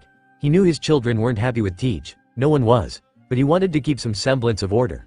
If one person started yelling at Teach, then everyone else would follow, and that would do nothing but cause a riot. I think Thatch begs to differ, Whitebeard responded evenly, despite the anger he could feel rising. You know, I've got a question, Teach said before Whitebeard could say anything more. Before anyone could tell Teach he didn't have a right to ask questions, he continued, eyes narrowing in on Sabou and then Ace. How is it you 2 knew to come to the kitchen? Midnight snack, Teach asked with another grin. Ace felt a familiar fury start to take hold as he locked eyes with the bearded traitor, and Sabou felt similar feelings, but neither answered, no matter how much they wanted to. Zihahaha. I knew you 2 were something special. Truly a shame your talents were wasted here. Especially that little one. I bet you were behind all of it, weren't you Luffy? Teach asked, attention turning to the youngest who sat on Whitebeard's shoulder. The boy had been sitting silently so far, calm, but now that Teach's attention was on him he started shifting, trembling ever so slightly once more as he felt the darkness in Teach rise. Enough. Teach, you attacked your crewmates for no reason other than your own personal gain. So far you've said nothing in your own defense, given why besides greed. Whitebeard said, voice once again booming loudly over the otherwise silent deck. Teach frowned now, looking at Whitebeard with a glare, and Luffy could feel Teach's anger rise, but also the fear the man had. I don't need to explain myself to a dying old man like you. As I said before, Thatch had something I wanted. What other reason do you want besides that? This was all just a means to an end. Did you think I actually liked being here? Being a part of your pretend family? I don't particularly enjoy playing house, and when I finally saw my opportunity to leave, I took it. Teach declared, making everyone watching glare at the man. Whatever the case is, betrayal will never be tolerated, Whitebeard responded, still looking deceptively calm, even with the slight frown he wore. Luffy felt the giant shift and took it as his cue to get off the man's shoulder, jumping off and landing beside Sabou. Marshal D. Teach, for your act of betrayal you must accept the consequences, Whitebeard said as he stood up out of his chair, Basento in hand. Luffy could feel the fear spike in Teach and shifted closer to Sabou, though didn't take his eyes off the man. It happened quick, Whitebeard raising his weapon, before swinging it down and slicing Teach's head clean off. Silence reigned on the ship for a moment longer, some still glaring at the decapitated body of Teach in disdain. Luffy watched as Teach's body fell to the ground with almost a mesmerizing look. He had been around death before, back in the facility, but whenever one of the other children died, their emotions would slowly fade away, like when someone fell asleep. Teach's, however, were cut off so abruptly it was almost disorienting for Luffy. The darkness Teach had been emitting was there 1 second, and then gone the next, leaving only the darkness from the devil fruit still on board. You okay, Luffy? Sabou asked from beside him, dragging Luffy's attention away from the body. The youngest blinked, ridding himself of his musings, and nodded. Teach's darkness is gone, he said with a relieved breath, Sabou giving him a gentle smile. That's good. Is the devil fruit still giving off darkness? The blonde asked. Luffy nodded again. It's not too bad now that there isn't any darkness coming from Teach, Luffy answered honestly. Now that Teach's darkness was gone, the darkness from the devil fruit was much more manageable. Well, that's good too, we wouldn't want it to be difficult for you until we can find out what to do with the fruit. Rikuyo's voice drew both the brothers' attention over to the commander heading their way. Ace and Haruto were making their way over as well, and a splash in the ocean beside them clued them into the fact that the two who had escorted Teach out on deck had just dumped his body overboard. Thatch doesn't want it, Sabou asked with a raised eyebrow. Nah, apparently he told Oyaji that he even told Teach he wasn't planning on eating it and the bastard was still going to attack him. Ace responded now, having heard from Marco earlier. Bastard. Good riddance. Haruto mumbled, arms crossed over his chest as he said this, a scowl on his face. They all nodded their agreement to the words, remaining silent for a moment. Do we have any idea what we're doing with the fruit then? Sabou asked. Luffy wanted to go do something else, bored from the conversation, but he was curious about what was going to happen with the dark fruit, so he remained at Sabou's side, listening closely to everyone's words as they spoke. No, we don't like the possibility of one of our enemies getting the fruit, and if it's radiating darkness like Luffy says it is, we also don't want a random civilian getting it either, so we can't sell it or give it away. We could possibly give it to one of our allies, but even that isn't such a good idea in case this fruit really is bad news. Our next option is to sink it in the sea, but who knows how long it'll take until someone manages to stumble upon it, Rikuyo said, ending his words with a shrug. So basically we're keeping it until further notice, Ace said, summing it all up, Haruto and Rikuyo nodding. Now that Luffy knew the plan, he let his attention drift away. Sabou continued talking to the three, but Luffy didn't want to stay anymore, so he looked for something to do. The other commanders were all gone by now, Luffy wondering if they had work to do. Whitebeard was gone too, but when he felt for the warmth Luffy could tell it was coming from the infirmary, so the captain was probably visiting Thatch. That was an idea. The nurses hadn't wanted to let anyone but Whitebeard and Marco into the infirmary to visit Thatch earlier, but what about now? Luffy looked back over to Ace and Sabou and took note of the fact that they were both still talking with Rikuyo and Haruto, so he walked away, off towards the infirmary. Over the year they were with the Whitebeards, the brothers had branched out more, and no longer was it a strange sight to see one of them walking without the other two around. When Luffy reached the infirmary, he poked his head in hesitantly. Even though he and his brothers had gotten used to the nurses on board the Moby, it didn't mean they wanted to intentionally anger them. Besides, the infirmary still burned his nose, and if it weren't for the fact that Luffy was still worried about Thatch, he would have avoided this place like he always does. That wasn't the case though, and Thatch was hurt, so he wanted to see if he was getting better. If that meant he had to deal with the burning smells of alcohol and disinfectant, he would. He spotted Whitebeard easily, the giant sitting beside a bed that was undoubtedly Thatch's. He also spotted Whiskey at the bed as well, and all the other nurses inside were milling around as usual, though none of them had taken notice of Luffy yet. Pushing open the door more, Luffy slipped inside fully now before he softly made his way over to the same bed Whiskey and Whitebeard were at. He couldn't see Thatch yet, Whiskey was blocking him, so Luffy didn't know what to expect when he did see him. When he had waited outside the galley with the rest of the crew the night Teach attacked, Luffy had caught a glimpse of Thatch when the nurses carried him out, but it had been dark and Luffy had been distracted with the feelings of pain, darkness, and worry coming from everyone surrounding him. When he got closer and finally saw the chef, he was already looking much better than Luffy remembered and expected. He looked a little too pale and maybe a little tired, but other than that, you wouldn't be able to tell that there was anything wrong with the chef. Luffy smiled brightly, opening his mouth in preparation to yell out the man's name, but closed it last second. The nurses were always strict on how loud you could be when you were in the infirmary. They didn't want you disturbing patients trying to rest.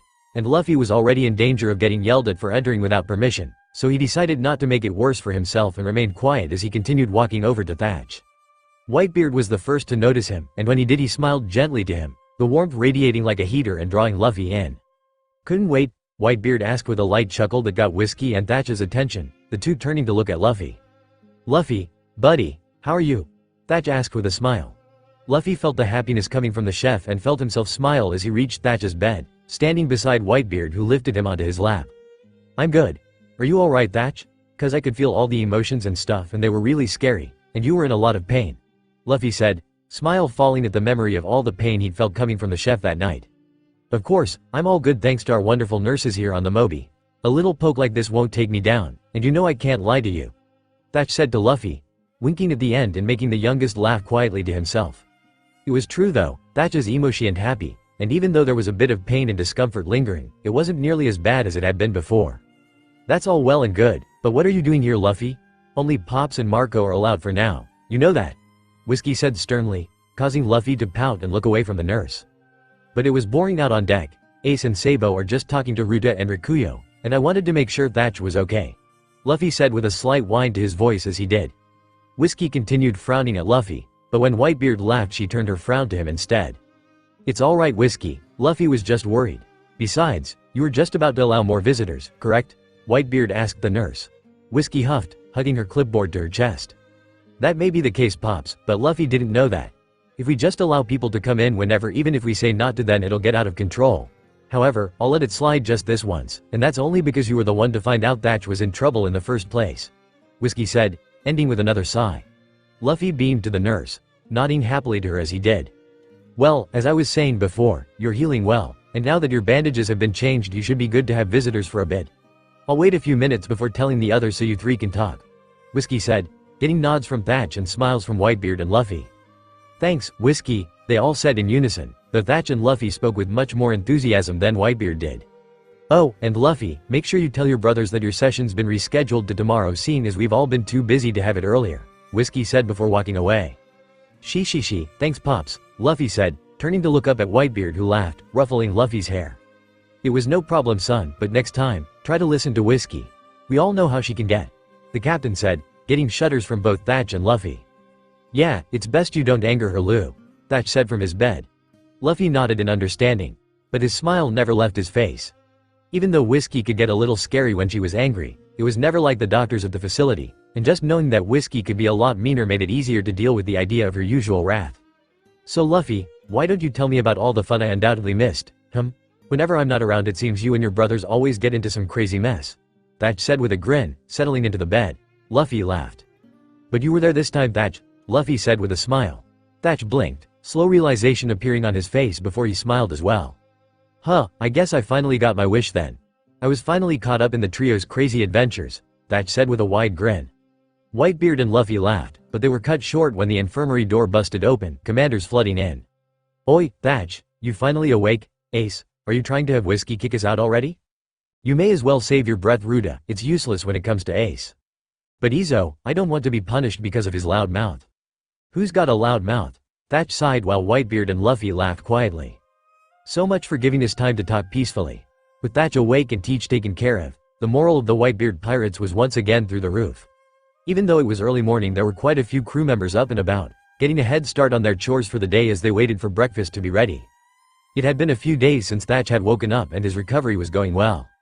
The nurses still stuck by their estimate that Thatch would be good as new in a week's time, and while everyone agreed that that would be the best, Thatch tried everything he could to convince the nurses he didn't need to stay for so long.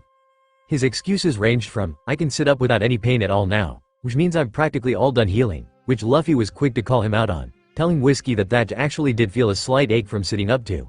"I think this one time Ace got some of his blood on me which gave me his super cool healing powers, so I should be good to leave tomorrow." For obvious reasons, no one believed that one. Needless to say, Thatch was still stuck in the infirmary. He had plenty of visitors though, from the commanders coming to check up on him, Whitebeard telling him stories, Luffy and Sabou coming to talk and make jokes, or even Thatch's division coming to give reports and updates on everything they were doing. That day the brothers were all waking up for the day rather early. It wasn't unheard of for them to be up so early, but it didn't happen every day. All three of them had slept peacefully that night, no nightmares for any of them, so it was a bit confusing when Ace and Sabou both saw the pensive, thoughtful look on Luffy's face. "What's up, Lou?" Ace asked as he put one of his boots on while standing, wobbling a bit as he tried to keep his balance while doing so. The youngest of the three was quiet for a moment, but Ace and Sabou didn't pressure him to speak, merely continued getting ready for the day while sending him concerned glances. I think I want to make a wave," Luffy eventually said, shocking the two elder brothers. Ace nearly fell on his face in shock as he lost his balance again, but caught himself just in time, booted foot slamming to the ground a little too hard. Sabou wasn't much better, the blonde nearly tripping over the blankets that were pooling on the ground beside the bed where they'd been tugged off. What? The two asked in unison, tones full of both shock and surprise. Luffy could feel his brother's emotions, had been expecting them, so when he felt the shock and surprise practically fill the room he tried to ignore it. "Why?" Sabou asked after a few seconds of Luffy not responding. Still, Luffy remained silent, and now that his brother's surprise was dimming, he could begin to feel the telltale worry and concern making itself present once again. Feeling this, he shifted nervously on their bed, eyes down as he stared at his hands in his lap. "Luffy, what brought this on all of a sudden?" Ace asked, voice much calmer and gentler than it had been before, the concern creeping into his tone as he spoke. Luffy finally peeked up to look at his brothers but looked down once he saw their expressions, ones that only mirrored the concern that Luffy already could feel coming from them. "Well, I have waves with Ace and Sabou, but I don't have any with anyone from the crew," Luffy responded weakly. Even though he had brought this up, he still wasn't completely sure how he felt about this. He wanted a wave with someone else, felt almost a need to make one, but that didn't mean he was free from the memories of what had happened in the facility, what the possible outcome of making a wave with someone would be. "Yeah, but, are you sure? You've never, wanted to make waves with anyone before?" Ace asked nervously, not sure how to approach talking about this sensitive subject. He knew Whiskey had helped his brothers, as well as himself, immensely. He knew that she had gotten to the root of all of their trauma months ago, and had been helping them get past it, but Luffy had never mentioned anything about making waves, not since he had been forced to by the doctors. Ace wasn't even quite sure if Whiskey knew about that part of Luffy's trauma. "I didn't want to hurt anyone," Luffy replied softly, yet truthfully. He had been too scared, and still too traumatized before to even consider making a wave with anyone else. He worried that he didn't know the pirates well enough, worried he didn't know their souls well enough, and if he tried, he worried that would cause them to die. Now, however, he felt differently. He still worried that he would fail, that he would hurt someone, but he still wanted to try. He believed he knew and trusted them enough to be able to do this, and after dozens of sessions with Whiskey, it was marginally easier to think about the catastrophe that had been the facility forcing him to kill other children. Ace and Sabou, on the other hand, had remained silent, the two of them looking at each other as they tried to figure out whether this was a good idea or not. It wasn't that they didn't believe Luffy could do it, it was just that if they allowed Luffy to do this and it went wrong, there would be far too many consequences. Why don't we go talk to Whiskey and Oyaji about this? If they agree, then I don't see why not. Just to be sure though, you really want to do this?" Ace asked one more time for confirmation. When Luffy nodded yet again, the eldest sighed, running a hand through his hair. "Alright then. So that's how it is then, Whitebeard asked to himself after Ace, Sabou, and Luffy explained to him what the youngest wanted to do. They were out on the deck, but most people weren't paying their conversation any mind. Everyone still caught up in their own actions to pay attention. Marco, per usual, stood beside Whitebeard's chair, listening closely to every word the brothers said. "Do you know who you'd like to make a wave with?" Whitebeard asked Luffy, the boy shifting under the attention. He shook his head because he hadn't really thought about it too much, he just felt like he had to make a wave with someone. Whitebeard leaned back into his chair, humming to himself. "I wouldn't mind, Yoi," Marco said from where he stood, face not giving any of his emotions away, but Luffy could feel the worry that Marco felt for Luffy, could feel that the commander felt confident in his own words. He reassured Luffy as he scanned the emotions, not finding a hint of fear coming from the man at the possibility that this process could kill him. "Are you sure, Marco?" Sabou asked, the worry increasing in his brothers who were watching the first mate carefully. "Yeah, besides, maybe my devil fruit would make this whole thing less lethal," Marco said with a shrug. He brought up a good point though, because Marco always healed from wounds. Whether making a wave could be healed in the same way as physical wounds could, they didn't know, but it was their best bet to try this out on Marco if anyone. We still want to talk to Whiskey about this, but we wanted to get Pop's permission first. Ace said now that the matter of who was going to make a wave with Luffy was settled. It's alright with me, Whitebeard said with a nod of his head. I'll come with you, Yoi, Marco said to the brothers who were now turning to head to the infirmary. Once they reached the strong-smelling room, Ace was quick to track down the nurse they needed to speak to, gesturing her over. Thatch slept peacefully in his bed, blissfully unaware of what was happening only a few feet away from him. What's up, guys? Whiskey asked once she finally reached the group. It was once again explained to the nurse what Luffy planned on attempting, and the nurse listened, a familiar look of concern crossing her features, just like with everyone else who heard about the plan. It was obvious to Ace and Sabou that she and Luffy must have brought up the trauma surrounding this process, because Whiskey constantly turned to look at Luffy while they spoke as if to reassure that Luffy WT and was on board with this idea. Well, I can't say I know what the possible repercussions of this are. You and Sabou are the only two to have had this done successfully, so if there are different outcomes I wouldn't know. I don't even know what changes creating waves could have had on you two, seeing as I wasn't there when it happened. If we are doing this, I want to be there just in case something happens. Also, that means full checkups both before and after Commander Marco, regardless of the fact that you think you're fine because of your fruit. Whiskey said, voice becoming stern as she turned to the commander, who rolled his eyes. Alright, Marco said, raising his hands in surrender. The nurse narrowed her eyes at him for a moment, as if not believing he would give in so easily, but brushed it off quickly, gesturing for them to follow her as she led them to one of the nearby beds, the one next to where Thatch lay sleeping. Wait here, I'm going to go get a new file for this, Whiskey said once Marco was seated on the bed, the trio of brothers standing at the foot of the bed as they watched. Marco nodded and the nurse headed off, leaving them alone. It was at this moment that Thatch woke up, eyes squinting as he shifted slightly. Luffy could feel the previously muted feelings start getting clearer, an indication that someone was waking up, and turned his attention to the chef, smile on his face. Thatch, Luffy called cheerfully, making his way to the commander's bedside and getting everyone else's attention. Mahilu, Thatch mumbled, sitting up and blinking groggily. Ace, Sabou, and Marco all smiled, happy that Luffy had a distraction now. He hadn't spoken much today and was clearly under some stress over this whole making a wave thing, so for him to finally look happy made them happy as well. What's going on here, Thatch asked, noticing the rest of their group, Marco sitting on the bed next to his. Well, Luffy wants to make a wave and Marco volunteered, so Whiskey wants to do a checkup before Luffy does anything, Sabou explained as briefly as possible, he and Ace already having to explain this multiple times today. Wait, what? I'm already being left out of the infamous adventures of the brothers? Thatch whined, eyes wide as he frowned. Ace scoffed and Sabou smiled while Luffy laughed cheerily. Only one adventure per customer, Ace said. But Marco's been in almost all of the adventures, Thatch whined as he pointed to the commander accusingly. Isn't that just too bad for you, Thatch? Marco asked in a bored tone. Besides, Marco's a special case. He's always just there when things happen, Sabou said with a shrug, not quite sure how all of their so-called adventures managed to have the first commander close by whenever they occurred. That's cause Marco's always worrying about us and stuff, Luffy answered, still grinning widely from where he now sat on Thatch's bed. Always the worrywart, Ace said with a shake of his head, though he was smiling. Luffy, what have we said about telling others what we're feeling, Yoi? Marco asked with a sigh. It's an imitation of piracy, Luffy recited, but only made those around them laugh. No, it's invasion of privacy, Marco corrected as automatically as Sabou normally does. After a year of being around the brothers, the pirates had all grown used to the brothers' habits and tics, Luffy's inability to say certain words being one of them. Don't listen to him, Luffy, you keep on telling us all about Marco's feelings whenever you want, Thatch chirped happily, still trying to catch his breath after laughing too hard. And while you're at it, feel free to announce to everyone which of Thatch's stories are lies, Yoi, Marco retorted, glaring at the chef who gawked. Wait, no, don't do that, Lu, on second thought. Emotions are private and no one should ever know which of my stories are lies, Thatch said, quickly backtracking on his words, waving his hands back and forth frantically as he did. So you admit that some of your stories are lies then? Sabou asked mischievously, Ace snickering beside him and Luffy still beaming happily as he listened to everyone speak around him.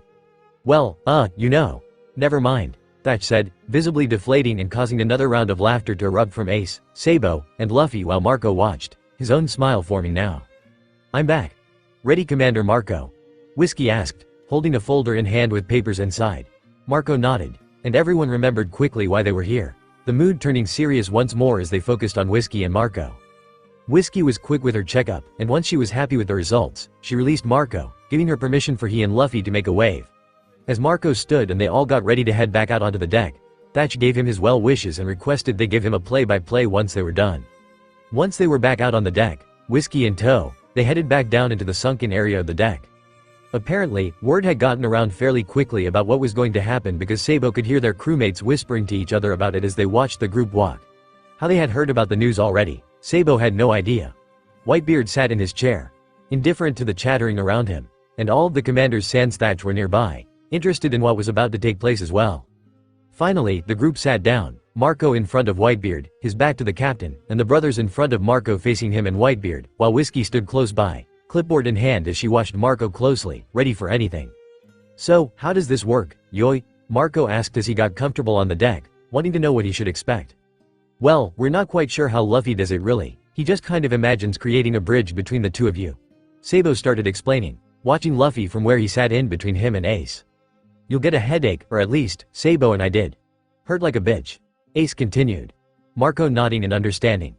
Luffy continued taking in Marco's emotions, looking for even a hint of hesitance or regret to agreeing to this, but the commander was as confident about this as he had been when agreeing. Luffy shifted, getting ready to begin, and it seemed everyone picked up on this as well because the deck went silent, anticipation heavy in the air. Ace and Sabo watched, eyes darting between Luffy and Marco every few seconds, just waiting for something to go wrong. Luffy sat completely still, eyes unblinking as he stared at Marco, allowing himself to see the color of the commander's soul clearly. It was still as bright a blue as it had been when they had first met him, not a hint of gray in it. Luffy's lips almost twitched into a smile at that, but he fought it off, focusing instead on the task before him. He remembered exactly how this was supposed to work, how Haru had told him to bridge him and the other person together, remembered doing it over and over with the different children. Again, he shook away the unwanted thoughts, once again refocusing his attention to Marco, to the bright blue soul in front of him. He began creating that bridge, imagined it slowly forming across the gap between him and Marco, stretching from his own chest and finally making contact with Marco's. At this point, Luffy started feeling that Marco was in pain, the feeling filtering over to Luffy who was also keeping a close eye on the commander's emotions, still waiting for any regret, any sign that he didn't actually want to do this. The pain made him hesitate for a moment, but despite the fact that Luffy could feel that Marco was in pain, the first mate was doing a good job at hiding it from his expression. The only indication that he was even in any discomfort was the slight squint to his eyes. Ace and Sabo seemed to pick up on Luffy's hesitance as they shifted uneasily beside him. They restrained from touching him though, not wanting to break his concentrate something up. Taking a deep breath, Luffy tried to ignore the pain he could feel coming from Marco, tried to ignore that this was the moment of truth. The moment where either a wave would be formed between Marco and Luffy, or Marco would possibly end up dying. One last push and the bridge between Luffy and Marco formed completely, disappearing and leaving behind a bright blue wave. Luffy watched it a moment, practically waiting for it to disappear, for this whole thing to have not worked, but when it stayed, strong and steady, and Marco's pain started to dissipate, Luffy slowly began grinning until he was full on beaming, joy in his eyes as he continued admiring the beautiful blue wave. He brought up Ace and Sabo's waves too now, looking at all three waves almost sprouting from his chest and guiding him to the souls they belonged to. "I did it," Luffy chirped happily, turning to look at Ace and then Sabo. The two's tension faded and they smiled back, pride and happiness rolling off of them. "Good job, Lu," Ace praised as he ruffled the boy's hair, Sabo patting him on the back. Meanwhile, Whiskey went over to Marco, asking him a series of questions as she took his blood pressure again. "What color is his wave?" Sabo asked out of curiosity. Luffy had told them both what color their waves were when they were first formed, so it interested him what color Marco's could be. "It's blue, but not like the sky or the ocean, it's brighter, like his flames," Luffy said, head tilting as he tried explaining the color to his brothers. The ones close enough to hear Luffy listened as well, trying to imagine the color. "Well, it seems everything's alright. Commander Marco is as healthy as ever," Whiskey announced as she put down her stethoscope. "Really? Come on Marco, we have to tell Thatch," Luffy said excitedly, grin blossoming on his face as he jumped up and ran over to Marco. He pulled the first commander off the ground and immediately started dragging him towards the infirmary. Ace and Sabo both sat back and watched, laughing as Marco rolled his eyes, a slight look of exasperation on his face. And he thought Luffy was a handful before. Now that he has a wave with him, he'll be that much more overbearing. Ace laughed, Sabo nodding his agreement. "Even if it's just a little fade, Luffy'll be on him instantly," Sabo said, referring to how worried Luffy could get about Ace or Sabo whenever their waves got even a hint lighter than normal. "Note to self, don't get a wave with Luffy," Jozu said from where he and the other commanders were standing, listening to Ace and Sabo talk. Ace and Sabo grinned to him while Whitebeard's laugh boomed across the deck for all to hear. A week passed after Luffy made a wave with Marco, and as expected, the youngest almost always had the wave in his vision, monitoring it for even a flicker of transparency. Being a constantly healing phoenix, Luffy didn't know if Marco's wave could even get transparent, but in the slow week that passed, he hadn't seen it happen once, which relieved him immensely. Ace and Sabo thought that Marco was lucky they hadn't had to do any fighting this week. Thatch, after being forced to stay in the infirmary the entire time, was finally given the okay to leave, although Whiskey was sure to explain exactly how mad she would be with the chef should he go against her strict regimen. Thatch wasn't allowed to do any heavy lifting, wasn't allowed to do any strenuous work, and had to take breaks throughout the day to make sure he didn't overwork himself.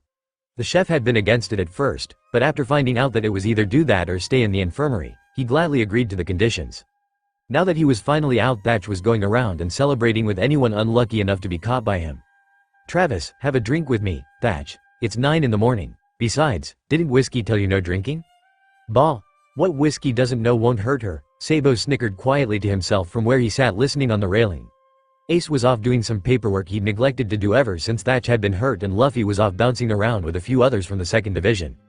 Overall, things were slowly returning back to normal. One by one, they all got better, and even though what had happened with Teach had been traumatizing and had brought up plenty of bad memories for the brothers, that was something they would talk with Whiskey about during their sessions, and eventually, that trauma will be a distant memory. It'll be more manageable. Won't hurt as much to think about. They won't remember it as the day Thatch nearly died, the day the darkness was so bad Luffy was almost always in a state of panic, the day they nearly let Teach kill one of their brothers. No, instead, it'll be a day they remember Thatch survived, and a day they remember how strong Luffy was to put up with a darkness so intense it encompassed Whitebeard's warmth. A day they stopped Teach from doing something unthinkable. But it would take time for them to believe these thoughts like it has with the facility. They still had sessions with Whiskey weekly, no longer so scared of her that they had to sit out on the deck. They'd begun having them with her in her office, and the day that had happened had been a huge improvement, showed just how far they'd progressed in their healing. "Nay, Sabo?" The blonde was pulled from his musings as he heard the familiar tapping coming from the brothers' room where Ace was. "You think you could go tell Whiskey that I need to postpone my session until tomorrow? I don't think I'll get this paperwork done until late," Ace said, making Sabo sigh, shaking his head as he jumped off the railing. Of course, if his brother had done the paperwork when he'd first got back like he was supposed to, he wouldn't have had to worry about missing his session, but there was no point worrying about that now. Luffy caught a glimpse of Sabo as he left the deck, heading towards the infirmary.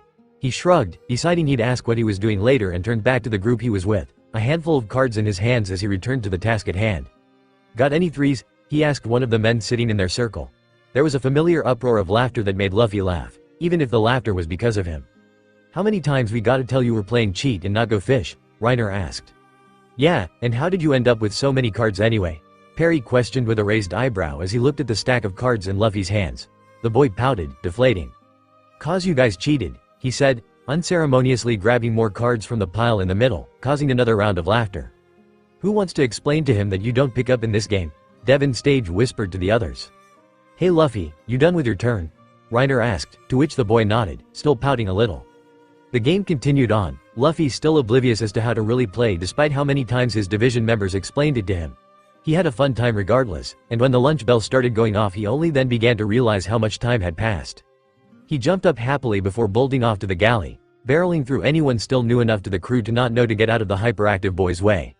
All the amazing smells wafted to his nose and made his mouth water. In seconds he was in the line for food, piling his plate high enough that it threatened to fall over. "Why don't you go take that plate to the table, Luffy? You know you can always come and get more, yoy," Marco said as he walked up behind the teen. Luffy pouted, seeing some meat he really wanted to add to his plate, but nodded and left anyways, balancing the food tower expertly, not a single crumb falling. Sabo was the next of the trio to arrive, filling up a large quantity of food and leaving, which confused a few who had noticed, but Luffy, who felt the confusion, explained. "Sabo says Ace is a pro-bashing idiot, so he's bringing him his food," he said in between mouthfuls of food, having watched as Sabo tapped against the plate he had been filling. Luffy noticed that the commander's confusion only grew at his words, which confused him in turn. "Luffy, did you mean procrastinating?" Izo asked, eyebrows furrowed as he tried to find the word Luffy might have meant to say. Understanding dawned on Luffy's face and he smiled, nodding. "Yeah, that," he said before returning to his food, noting that the confusion in the commanders was quick to leave now that they knew the correct wording. "At least someone's looking out for that fire-brained kid," Fosa said with a bark of laughter once he was over the confusion. Many nods of agreement were shared amongst the commanders and conversation was quick to sprout as they all started eating their own food. Luffy joined in cheerily, in a much better mood lately now that all the stress of Teach and Thatch being hurt was gone. He also had a new wave to look at, still in awe at how pretty and vibrant the color was. Sabou returned shortly after, filling a plate of his own, and by then Luffy was onto his thirds. "Still want to train after lunch, Luffy?" Sabou asked, the youngest having nearly forgotten. Luffy hummed, mouth full of food and impeding his speech. Sabou chuckled. "Alright, now slow down, you look like you're about to choke," Sabou said with a raised eyebrow, watching as Luffy swallowed his entire mouthful of food, a visible lump passing down his throat and making some of the commanders cringe. "Ace won't be joining, so it's only me, but that should be alright. We'll just be focusing on one emotion," Sabou said as he began eating now. Another thing they'd taken to practicing during their year with the Whitebeards was Luffy's tolerance to different emotions. He became problematic sometimes if pirates who started feeling anger suddenly influenced Luffy, or when Luffy would get so happy he would nearly catapult himself off the ship. So as a way to counterbalance this, they began training him. Luffy would go with someone, Ace, Sabou, Marco, Whitebeard, anyone good at controlling their emotions, and they would attempt projecting small feelings at the boy. Luffy would then do his best to avoid letting the emotion influence him, no matter how strong. Over the year of practice, it had already shown positive improvement and the young teen was able to resist letting emotions take him over easier than ever before. With the excitement over wanting to train, Luffy finished his meal faster than ever, but that just meant he had to impatiently wait until Sabou was done as well so they could leave. "You done yet, Sabou?" Luffy asked as he waited, though even calling it waiting was Stretch swinging his feet rapidly and he was squirming so much he looked like a snake. Sabou rolled his eyes as he continued eating, making sure he wasn't eating any faster than usual. "Nope. Probably won't be for some time," Sabou said nonchalantly, an indifference in his words as he spoke them. Luffy whined at that, which made Sabou smile, finding it funny how impatient his brother could be sometimes. The commanders around them were finding it amusing as well, a few trying to hold in their laughter as they watched Luffy begin to tug on Sabou's sleeve. "But Sabou, I'm bored. I want to train now," Luffy whined, tugging the sleeve as he spoke in an attempt to hurry the blonde. Sabou, however, didn't let this have an impact, still being mindful to keep his movements slow, purposely messing with Luffy, knowing how impatient his little brother could be. The other commanders found this funny, having easily caught on to Sabou's tactics, and watched as Luffy got more and more desperate to leave the room, wanting to train as soon as possible. Eventually, Sabou stopped teasing, finishing his food and standing with a now very ecstatic Luffy. Sabou said his farewells to the commanders while Luffy bounced off to the galley doors, calling for his brother to hurry up, to which Sabou rolled his eyes. Once out on deck, Sabou and Luffy headed to the upper deck, and seeing as many were still eating in the galley, the spot was relatively empty. Of course, nowhere on the Moby was ever completely devoid of people. There were so many members on board the ship that you'd be hard-pressed to find a room with no one in it, so a couple of people opposed to a big group was as empty as it was going to get. "Alright, you're still having trouble with happiness, so why don't we focus on that emotion for now?" Sabou asked as he and Luffy sat cross-legged across from each other. Out of all the emotions, Luffy was most easily overwhelmed by happiness. This was mostly due to the fact that he enjoyed letting the feeling in the most, sans the warm feeling, but that only made it all the more reason to grow his tolerance for the emotion. Luffy agreed, settling and taking deep breaths. Sabou began thinking of all his happiest memories, allowing the emotion to bubble up in his chest, and he could already see that it was having an effect on his brother if the smile was anything to go on. Luffy was able to quell the emotions from overwhelming him though, refocusing his attention on his breathing and thoughts rather than the nice emotions he could feel coming from his blonde brother. Sabou smiled as he watched Luffy take deep breaths, his brother's smile leaving as his face returned into a neutral state. The blonde began ramping up his feelings, allowing himself to feel more and more of the happiness he was creating. This continued on, Sabou amping up the emotion he was exuding, and Luffy doing his best to not give in to the temptation of letting in the feelings and instead taking deep breaths. An hour passed, and once it had, Sabou could see a familiar figure heading their way. Luffy was too focused on keeping out the happiness that he didn't notice, until suddenly a bout of anger surprised him, the emotion flooding him instantly and taking over him. "Ace, what are you doing?" Luffy shouted angrily at his brother who stood behind him, smirking. "Too easy, Luffy, maybe next time," Ace said as he ruffled Luffy's hair. This caused the youngest to pout, but the anger melted away now that he knew he had been influenced. Ace sat beside Sabou on the deck floor, Luffy settling back down as well as he faced them. "We'll have to work on that some more too. If you get too focused blocking out one emotion, it becomes way too easy for you to become influenced by another," Sabou said with a smile, noticing that Ace still seemed extremely satisfied with himself for catching their brother off guard. "Did you finish your reports?" Sabou asked. The smirk left Ace's face at the reminder and he crossed his arms over his chest. "Yeah, it was a pain in the ass too," he muttered, looking away as he did. Sabou and Luffy snickered now, which made Ace pout in turn. "Maybe one of these times you'll learn not to procrastinate like always," the blonde replied, but all of them knew that the same thing would happen next time. Ace had been a commander for a year now, and each and every time it came time for him to write up a report on something he always put it off until the last second. He was practically asking for Marco to give him a lecture about how he couldn't shirk his commander responsibilities. It's not my fault. Whenever I get back everyone's always doing all this cool stuff. Besides, I do my best work under pressure. Ace said with a shrug. Sabou rolled his eyes at that answer. Yeah, sure. I'll believe that when I stop hearing Marco complain about your rushed reports, Sabou said, making Ace glare at him. But they both knew it was true. More than once, Sabou had accidentally overheard Marco ranting to himself as he read over Ace's reports, all of them having been procrastinated and rushed. Stop listening in. Ace retorted, though it was a weak retort. Sabou scoffed. Stop seeing so far away, he responded. Both brothers knew they had no control over their senses, hence why there was no heat to their words. It was said more with endearment than it was with any actual anger or expectancy for them to really do anything about their enhanced senses. Anyway, now that you're here you can help with Luffy's training. We can work on battling more than one emotion this way. Sabou said, the two turning their attention back to Luffy who had been watching them the entire time, not saying anything. Now that they were about to start training again though, Luffy brightened up, sitting up straighter and nodding happily in anticipation.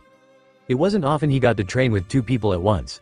Everyone was usually busy, so this would be good for him. How about Ace and I both focus on happiness at first, and at random intervals, Ace can focus on anger instead. That way you don't know when it will happen and you'll gain experience on how to better handle sudden spikes in emotions. Sabou suggested. Ace and Luffy both agreed, and with that, training resumed. It was more difficult now that Ace was there as well, and Luffy had a hard time keeping himself from being influenced by the sudden anger from his older brother. But that was why they were training now, so he could get better at it now. This way, if this happened on an island, he wouldn't be caught off guard by someone having a sudden spike in their emotions. That didn't mean it made it any easier though, and when another anger spike from Ace influenced him as well, he wasn't able to calm himself down in time to stop the explosion. This is stupid, and so what if I want to let in the happy feelings? They're nice, Luffy shouted almost defensively. Ace and Sabou, both knowing that he was only being influenced, let him shout. They got some looks from passing crew members and those close enough to hear their brother's outburst, but none of them paid them any mind. It was routine by now for the crew to hear Luffy have an outburst due to being influenced. It had happened many times now over the year, whether it was because someone got angry stubbing their toe, or someone was angry that the food they had that saved for them had been eaten by another crew member. It was inevitable there would be anger, and when there was, Luffy was, 9 times out of 10, influenced by it. To see him having another outburst was nothing new to the crew, and once they saw what was happening and realized what must have happened, they left the brothers to deal with it like always. Once Luffy calmed down from his shouting, Ace spoke up, smiling a bit as he tried not to laugh at yet another of his brother's outbursts from this training session. Why don't we take a break? We've been at it an hour now, and you two were training even before that. Ace said, stretching his arms above his head as he spoke. Sabou nodded in agreement while Luffy pouted. Even though he had just shouted that stupid, he hadn't meant it. He loved training, getting stronger, and he had only shouted that because the anger had suddenly overcome him and made him vent his frustrations without any filter. He knew his brothers didn't take anything he said during his outburst seriously, which was good, because he didn't mean what he said most of the time. That's a good idea. I'm getting sore sitting here this long, Sabou said with a frown, rubbing his back as he did. You're getting old. Ace teased. Ace, you're older than me. Calling me old is calling yourself older, Sabou said, rolling his eyes as he stood. The oldest of the trio blinked, thinking over the blonde's words for a second as he stood as well. Nah, I think you're aging faster. You'll be an old man when you're 20. Ace said with a smirk. Luffy looked at Sabou in awe, taking his brother's words as fact rather than the teasing that it was. What? Really, Sabou? How are you doing that? He asked, walking circles around his brother as he examined him as if expecting to see something on him that would explain his speedy aging that Ace claimed he had. Luffy, Ace is joking, you should know that, Sabou said, rubbing his temple in exasperation. Even though Luffy could literally feel that Ace was joking, he still believed him. Oh yeah. I forgot. Luffy said, stopping his examination of Sabou as he blinked slowly, taking in the fact that he had felt that Ace was joking. He had been so caught up in the idea that Sabou might actually be aging faster that he hadn't even taken into account his brother's feelings. Sabou sighed yet again. Maybe he was aging faster. If that was the case, it was definitely because of his two idiotic brothers. That's it, I need a break from you two, Sabou said, walking off as he spoke and plugging his ears to avoid hearing anything else from the two. Ace and Luffy shared a look before watching the blonde walk off, ears still plugged. Nay, Ace, you want to put glue in Sabou's boots? And hide his socks? She, let's go. As Ace crossed the deck he noticed out of the corner of his eye a familiar speck on the horizon, one that signaled they were nearing an island. Being a part of the crew, The brothers now had a better idea of when they were going to be reaching new islands, and because of this Ace knew that this island was the one they were supposed to reach in another 3 days. However, from the looks of it was only another day, maybe 2, away. Changing course from the infirmary to Whitebeard, he told his father figure as much, to which he was thanked and told to go inform the navigators about this new development. Word spread fast that they were on course to reach the next island earlier than expected, and with the news came excitement. The time passed quickly with everyone in high spirits. Luffy was ecstatic during this time, both because they were reaching an island soon, and because he allowed himself to let in all the happy feelings, making the day and a half that it took to reach the island pass by in a flash. The Moby slowly made its way as close to the island as it could before it had to stop. They were still a short boat ride away from actually docking, but due to the shallow waters surrounding the island, this was as close as the giant ship could get.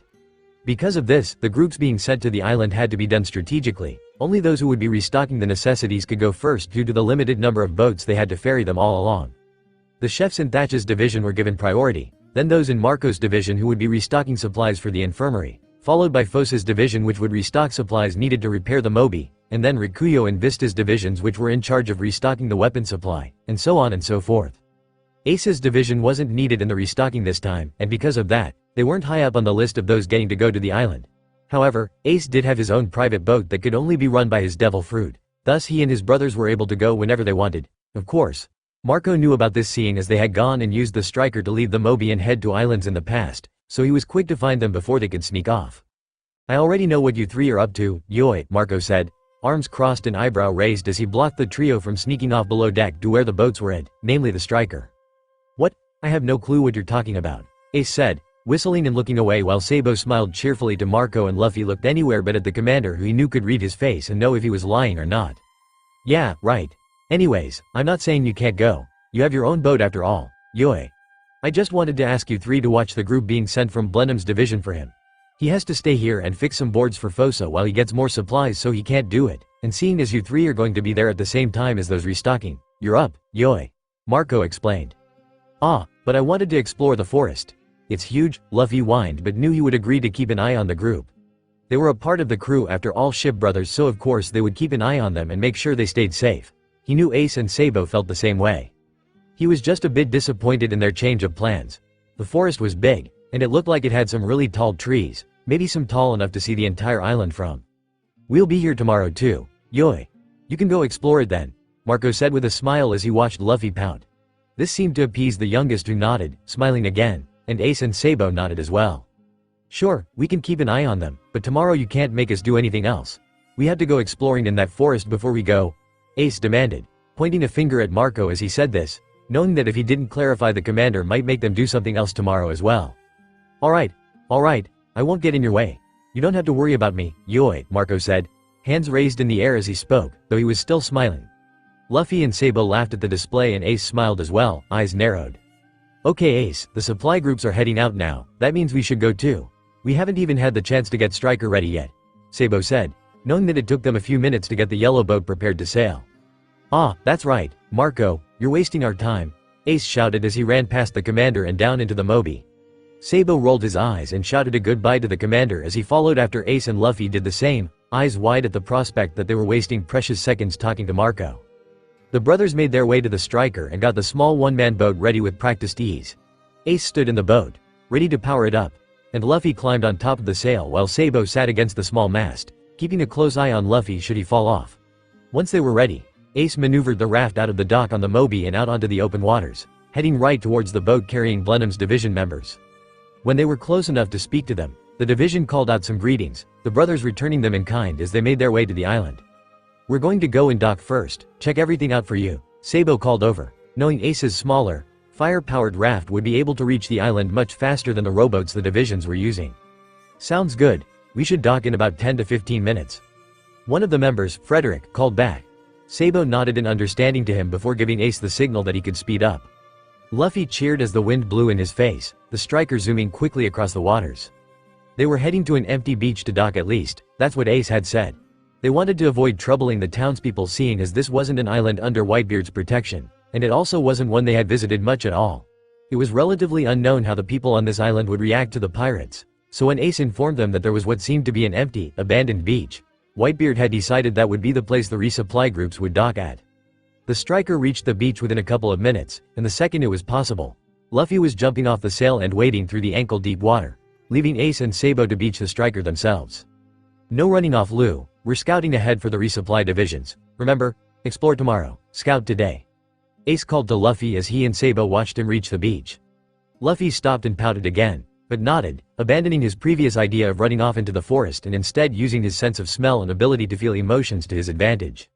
No one's been around here recently, and I can't feel anyone either, Luffy announced as Ace and Sabou reached him, striker in tow. Ace made sure the ship was high enough on land that the water wouldn't reach it anytime soon before glancing around their surroundings. I don't see anyone around either, just trees, Ace added, looking into the forest that lined the beach. And I don't hear anyone. Seems this was a good place to dock after all. Sabou continued as he stretched out his hearing, only hearing the animals running around the trees. I saw the town on the west side of the island, so we should head that way once everyone else gets here. There aren't any paths that I can see, so people might get lost on the way back, Ace said, making Sabou frown. We could mark the trees as we go, that way they don't get lost. We could set a time limit too, and if no one's back by at the designated time we can send Luffy to go find them. Sabou suggested, Luffy nodding cheerfully at that idea. Ace shrugged. Sounds good to me. Come on, let's go check out some of the forest. Mix around that anyone will accidentally stumble onto. Ace said. Luffy once again cheered at the prospect of getting to explore, even if it was only a small section of the large forest. The young teen bounced after his older brother, and Sabou checked one more time that the striker was alright before following as well. Luffy was quick to grab onto a tree branch and fling himself into the canopy of the trees, swinging like the monkey his name proclaimed him to be as he scanned the ground for any traps. Ace stuck to the lower branches of the trees, using the height he had to scan even further into the forest, and Sabou followed on the ground, marking the trees as they passed them. They didn't head too far in, they wanted to be there when the supply groups docked, so once they determined it was safe enough, they headed back. They made it back to the beach just in time to see the groups all getting out of their boats and dragging them onto the sandy ground, placing them near the striker as they did. Fosa, Izo, and Vista were among the groups, all of them set to watch over the divisions just as Ace, Sabou, and Luffy had been. Sabou went over and gave a recap of the plan to the three commanders, all of them agreeing it was a good idea, while Ace and Luffy helped bring the boats out of the water and onto land. I already started marking trees and Luffy and Ace scouted a little ways ahead for any traps the town could have set. So far there's nothing, but we didn't get too far. Ace saw the town off to the west side of the island, so we headed that way, Sabou informed. Good work, that'll make this faster for us then. Alright everyone, get into your groups, Fosa called out once all the boats were safe from being washed away. We'll be heading through the forest, keep an eye out for any traps that might be set. We're going to mark trees as we go, that way we don't get lost coming back. Vista explained, everyone nodding and understanding. We're meeting back here by sundown. Anyone not back by then, we're sending Luffy to find. Fosa added, getting more nods in return. Alright, let's head out. You all know what you're assigned to get. Ace, Vista, Fosa, Sabou, Luffy and I will be keeping an eye on everyone. Any questions or concerns that you have, ask one of us about it, Izo said. With that, the group of pirates all headed off, Luffy and Ace in the trees again, scouting ahead for traps, while Sabou stayed on the ground, marking trees with the other commanders. It was a bit of a hike, but about 15 minutes in, Sabou heard Luffy alerting Ace to a bear trap that he saw ahead of them. Sabou said as much to the group, and they all slowed down, looking around more carefully. A few minutes later, they walked up on Ace and Luffy moving a now disarmed trap out of their way. We're getting pretty close to the town now, I can see it from the lower branches, Ace said as Luffy flung himself back up into the trees. With that, the groups resumed their trek, being careful to watch where they stepped. Another 5 minutes later, they finally reached the town. Groups were divided up depending on who needed to get what, and commanders were assigned to those groups. The trio of brothers were assigned to Blenheim's division as expected, but they were also told to keep an eye on a few from Rikuyo's group as well, seeing as they would be restocking in the same section of town as Blenheim's. The brothers agreed, and with that, the group split up into the town. To keep the townspeople from panicking, the groups were small, only 2 to 3 people each, so when the group of, now, 9 walked out from the forest they were given some looks. This was understandable, of course, but as expected, they weren't given much more attention than that, the town returning back to its usual tasks. Blenheim's group was assigned to getting some more tools for the shipwrights, while Rikuyo's division was sent to get more weapons. The brothers followed the two groups, chatting with them as they went. A year on the Whitebeard's ship meant that they were friends with most everyone on the Moby. Sure, there were times that you saw someone you'd never seen before, but that was only because the ship was so big and there were so many people that sometimes you never ran into certain people for months. Word got around about the brothers pretty quickly though, about how they all had abilities that were unlike any others, like Sabou's insane hearing, or how Ace and Luffy could both swim despite the fact that they were both devil fruit users. Gossip about them spread fast, and when the brothers did nothing to stop it, it only continued to grow. Of course, with these abilities of theirs, people wanted to know how they got them. The trio wasn't going to tell them about the facility, so instead the rest of the crew was left to make up their own wild ideas on how the brothers could have stumbled upon these abilities. Some theories were as tame as the brothers being born with the abilities, but some got more crazy, such as the brothers having saved a genie and being granted wishes as a result. As they all walked through the town, the question of their abilities came up again. None of them minded, they liked hearing the theories, so they allowed it. You guys totally saved a fairy and they gave you your abilities, right? No way, they met someone with a devil fruit that gave them those powers. What kind of devil fruit could do that? I think they prayed to the gods and were granted their abilities that way. I don't even think they're religious. The trio snickered to themselves as they listened in on the arguing groups. It was one of their favorite pastimes to listen to the wild imaginations of the crew. Sabou, Luffy, Commander Ace, are you guys religious or not? Frederick asked, the theorizing having devolved into a small argument on whether the brothers were religious or not. Not particularly, no, Sabou answered through his snickers. See, told you. No way it was God. Just because you're not religious doesn't mean God couldn't have done it. What if they drank some magic water? How many times have you heard about someone drinking magic water? How many times have you heard about people getting extraordinary abilities? Good point. Alright, as much fun as it is to listen to your guys' speculations, I'm pretty sure that store is where you three need to be, correct? Sabou asked Rikuyo's group, pointing to a weapons shop. The three in the group blinked, before realizing Sabou was right and headed in, saying farewells as Blenheim's group continued walking. I'll stay here with them, you two watch those three. Ace said to Sabou and Luffy, nodding his head to Blenheim's group that was once again back to debating scenarios where the brothers got their abilities. Sure, if you need anything just say so, Sabou said as he and Luffy turned to walk with the group. Whatever mom. Ace teased, heading into the weapons shop. Luffy laughed at Ace's words while Sabou glared at his brother's back, but ignored it nonetheless. That's not at all how it happened. Oh, so you were there then? Well, no, but that was just stupid. In what world did those three find a magical rock that they had to take on top of a mountain where they saw a dragon who gave them powers? That one is a bit far-fetched, Pat. Oh, and your idea of them being bitten by a poisonous spider that gave them powers was better? Nay, Commander Ace, tell us, have any of us been close to figuring out how you guys got your powers? Fitz asked while the group waited for the store owner to get the supplies they needed from the back. Yeah, actually. I overheard someone who got pretty close to what happened, Ace said, remembering someone who suggested the brothers had been experimented on and that's how they got their powers. That theory had definitely hit a little too close to home. What? Really? Who was it? What was the theory? Gary asked, eyes wide as he leaned forward in anticipation, hoping Ace would tell them. The other two looked just as made Ace smile mischievously. Who was it? I think it was Kelvin. No, maybe it was or wait, I think it was during a party so it was probably Ray.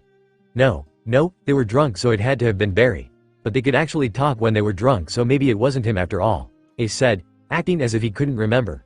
It was obvious to the three watching him that this was the case, all three of them pouting. Come on Commander, what's the big deal? Tell us, Fitz whined. Ace laughed, shaking his head. Nah, it's fun to watch everyone get so worked up over it, Ace said instead, only getting groans in response from the guys. Here you go, I think this is everything, the shop owner announced as he returned from the back, boxes in hand. Attention drawn away from Ace, the three began grabbing the boxes, still pouting slightly as they did. Can you at least tell us if any of us were close? This town is big, Luffy chirped as they walked down another side street in an attempt to get to the necessary store sooner. Sure is. I can't even see the ocean from here, Gerald said, standing on his tiptoes and shielding his eyes from the sun in an attempt to see any glimpse of the water. That's mostly due to the fact that there are too many shops and houses in the way, Sabou said, patting him on the back as they walked. Gerald shrugged. Big is big. My home island, you could see the ocean no matter where you were in the village, he said. You also lived in a village with 3 homes for 20 people and 2 shops, Weber retorted. We're not all big city folk like you, Weber. Gerald scoffed. Luffy listened as the two bantered back and forth, not feeling any malice from either of them as they spoke. The two were light-heartedly joking with each other, even if it seemed like they were arguing from an outsider's perspective. Well, my town was pretty big, but we could still see the ocean too, Jack piped up. See, Gerald said, pointing to Jack triumphantly. Nay, Sabou, how big do you think the tallest tree in that forest is? Do you think I could see the whole island if I climbed it? Luffy asked, ignoring the conversation his ship brothers were having. Sabou smiled to the youngest, shrugging. Who knows? I'm sure you'll find out tomorrow though, Sabou said. Yeah, I'm gonna find the biggest tree, climb it, and then I'll be able to see the whole thing. Like Ace, Luffy said determinedly. Sabou laughed while Luffy smiled brightly. Excitement bubbling up in him at the prospect of exploring an adventure, even if it would have to wait until tomorrow. Finally, they reached the necessary shop and they all filed in. The group was quick with practiced ease as they ordered all the supplies they would need. Conversation was had, and soon enough they had everything they needed. Sabou could hear that Ace's group was done, telling the others as much, and with that, they all began to head back towards the boats, Sabou telling them that that's what Ace's group was doing. The walk back through the town was quiet, everyone focusing on what they were carrying. The sky was beginning to change colors as time passed, indicating it was going to be sundown soon. They had docked here a little after lunch, and docking and walking to the town had taken quite a while, so to see that it was going to be dark soon wasn't a surprise. They reunited with Ace's group just on the outskirts of town, and Sabou could hear that Vista's group was already ahead of them in the forest. Izo and Fosa's groups were still in town but sounded like they would be finishing up soon, so they all decided to head back to the boats and wait for them there. Now that they were carrying boxes, Luffy couldn't climb through the trees, which made him antsy, wanting to let loose after all the stress of the past few weeks and being cooped up on the Moby for so long. Noticing as much, Ace took Luffy's box from him, seeing as he wasn't holding anything, and told Luffy he could go on ahead so long as he didn't go any further into the forest than they already had. The last thing they needed was Luffy getting too carried away with exploring and getting lost. Sure, with their enhanced senses it wouldn't be too much trouble to find him, but it would waste a lot of time. Besides, they would be exploring tomorrow anyways. Luffy cheered before disappearing into the canopy of trees, everyone watching him with smiles. You'd think he's never been outside before, Sabou said with a sigh, shaking his head after Luffy was no longer visible to him. Ace scoffed at that but nodded in agreement. He gets way too antsy sometimes, has way too much energy, he said. To be fair, you two can have just as much energy, Fitz said, the others nodding in agreement to his words. No, we sometimes have a similar amount of energy as Lou, but he's a class all of his own. He could run 20 laps around this whole island without getting tired and still be excited to do more. We have a limit to how much energy we have. Luffy, however, seems to have an unlimited amount. Sabou explained. After all, it was true. Luffy was an enigma, one that you could never quite figure out. He and Ace still had trouble understanding their crazy little brother sometimes. Fair point. Hey, do you think the god that gave you guys your abilities gave Luffy limitless energy too while he was at it? Ace and Sabou laughed at the mention of the newest theory while the others groaned. That's not how it happened. They're not religious. You never know, gods can work in mysterious ways. Like granting strange abilities to non-believers. Are you even religious? No, but why does that matter right now?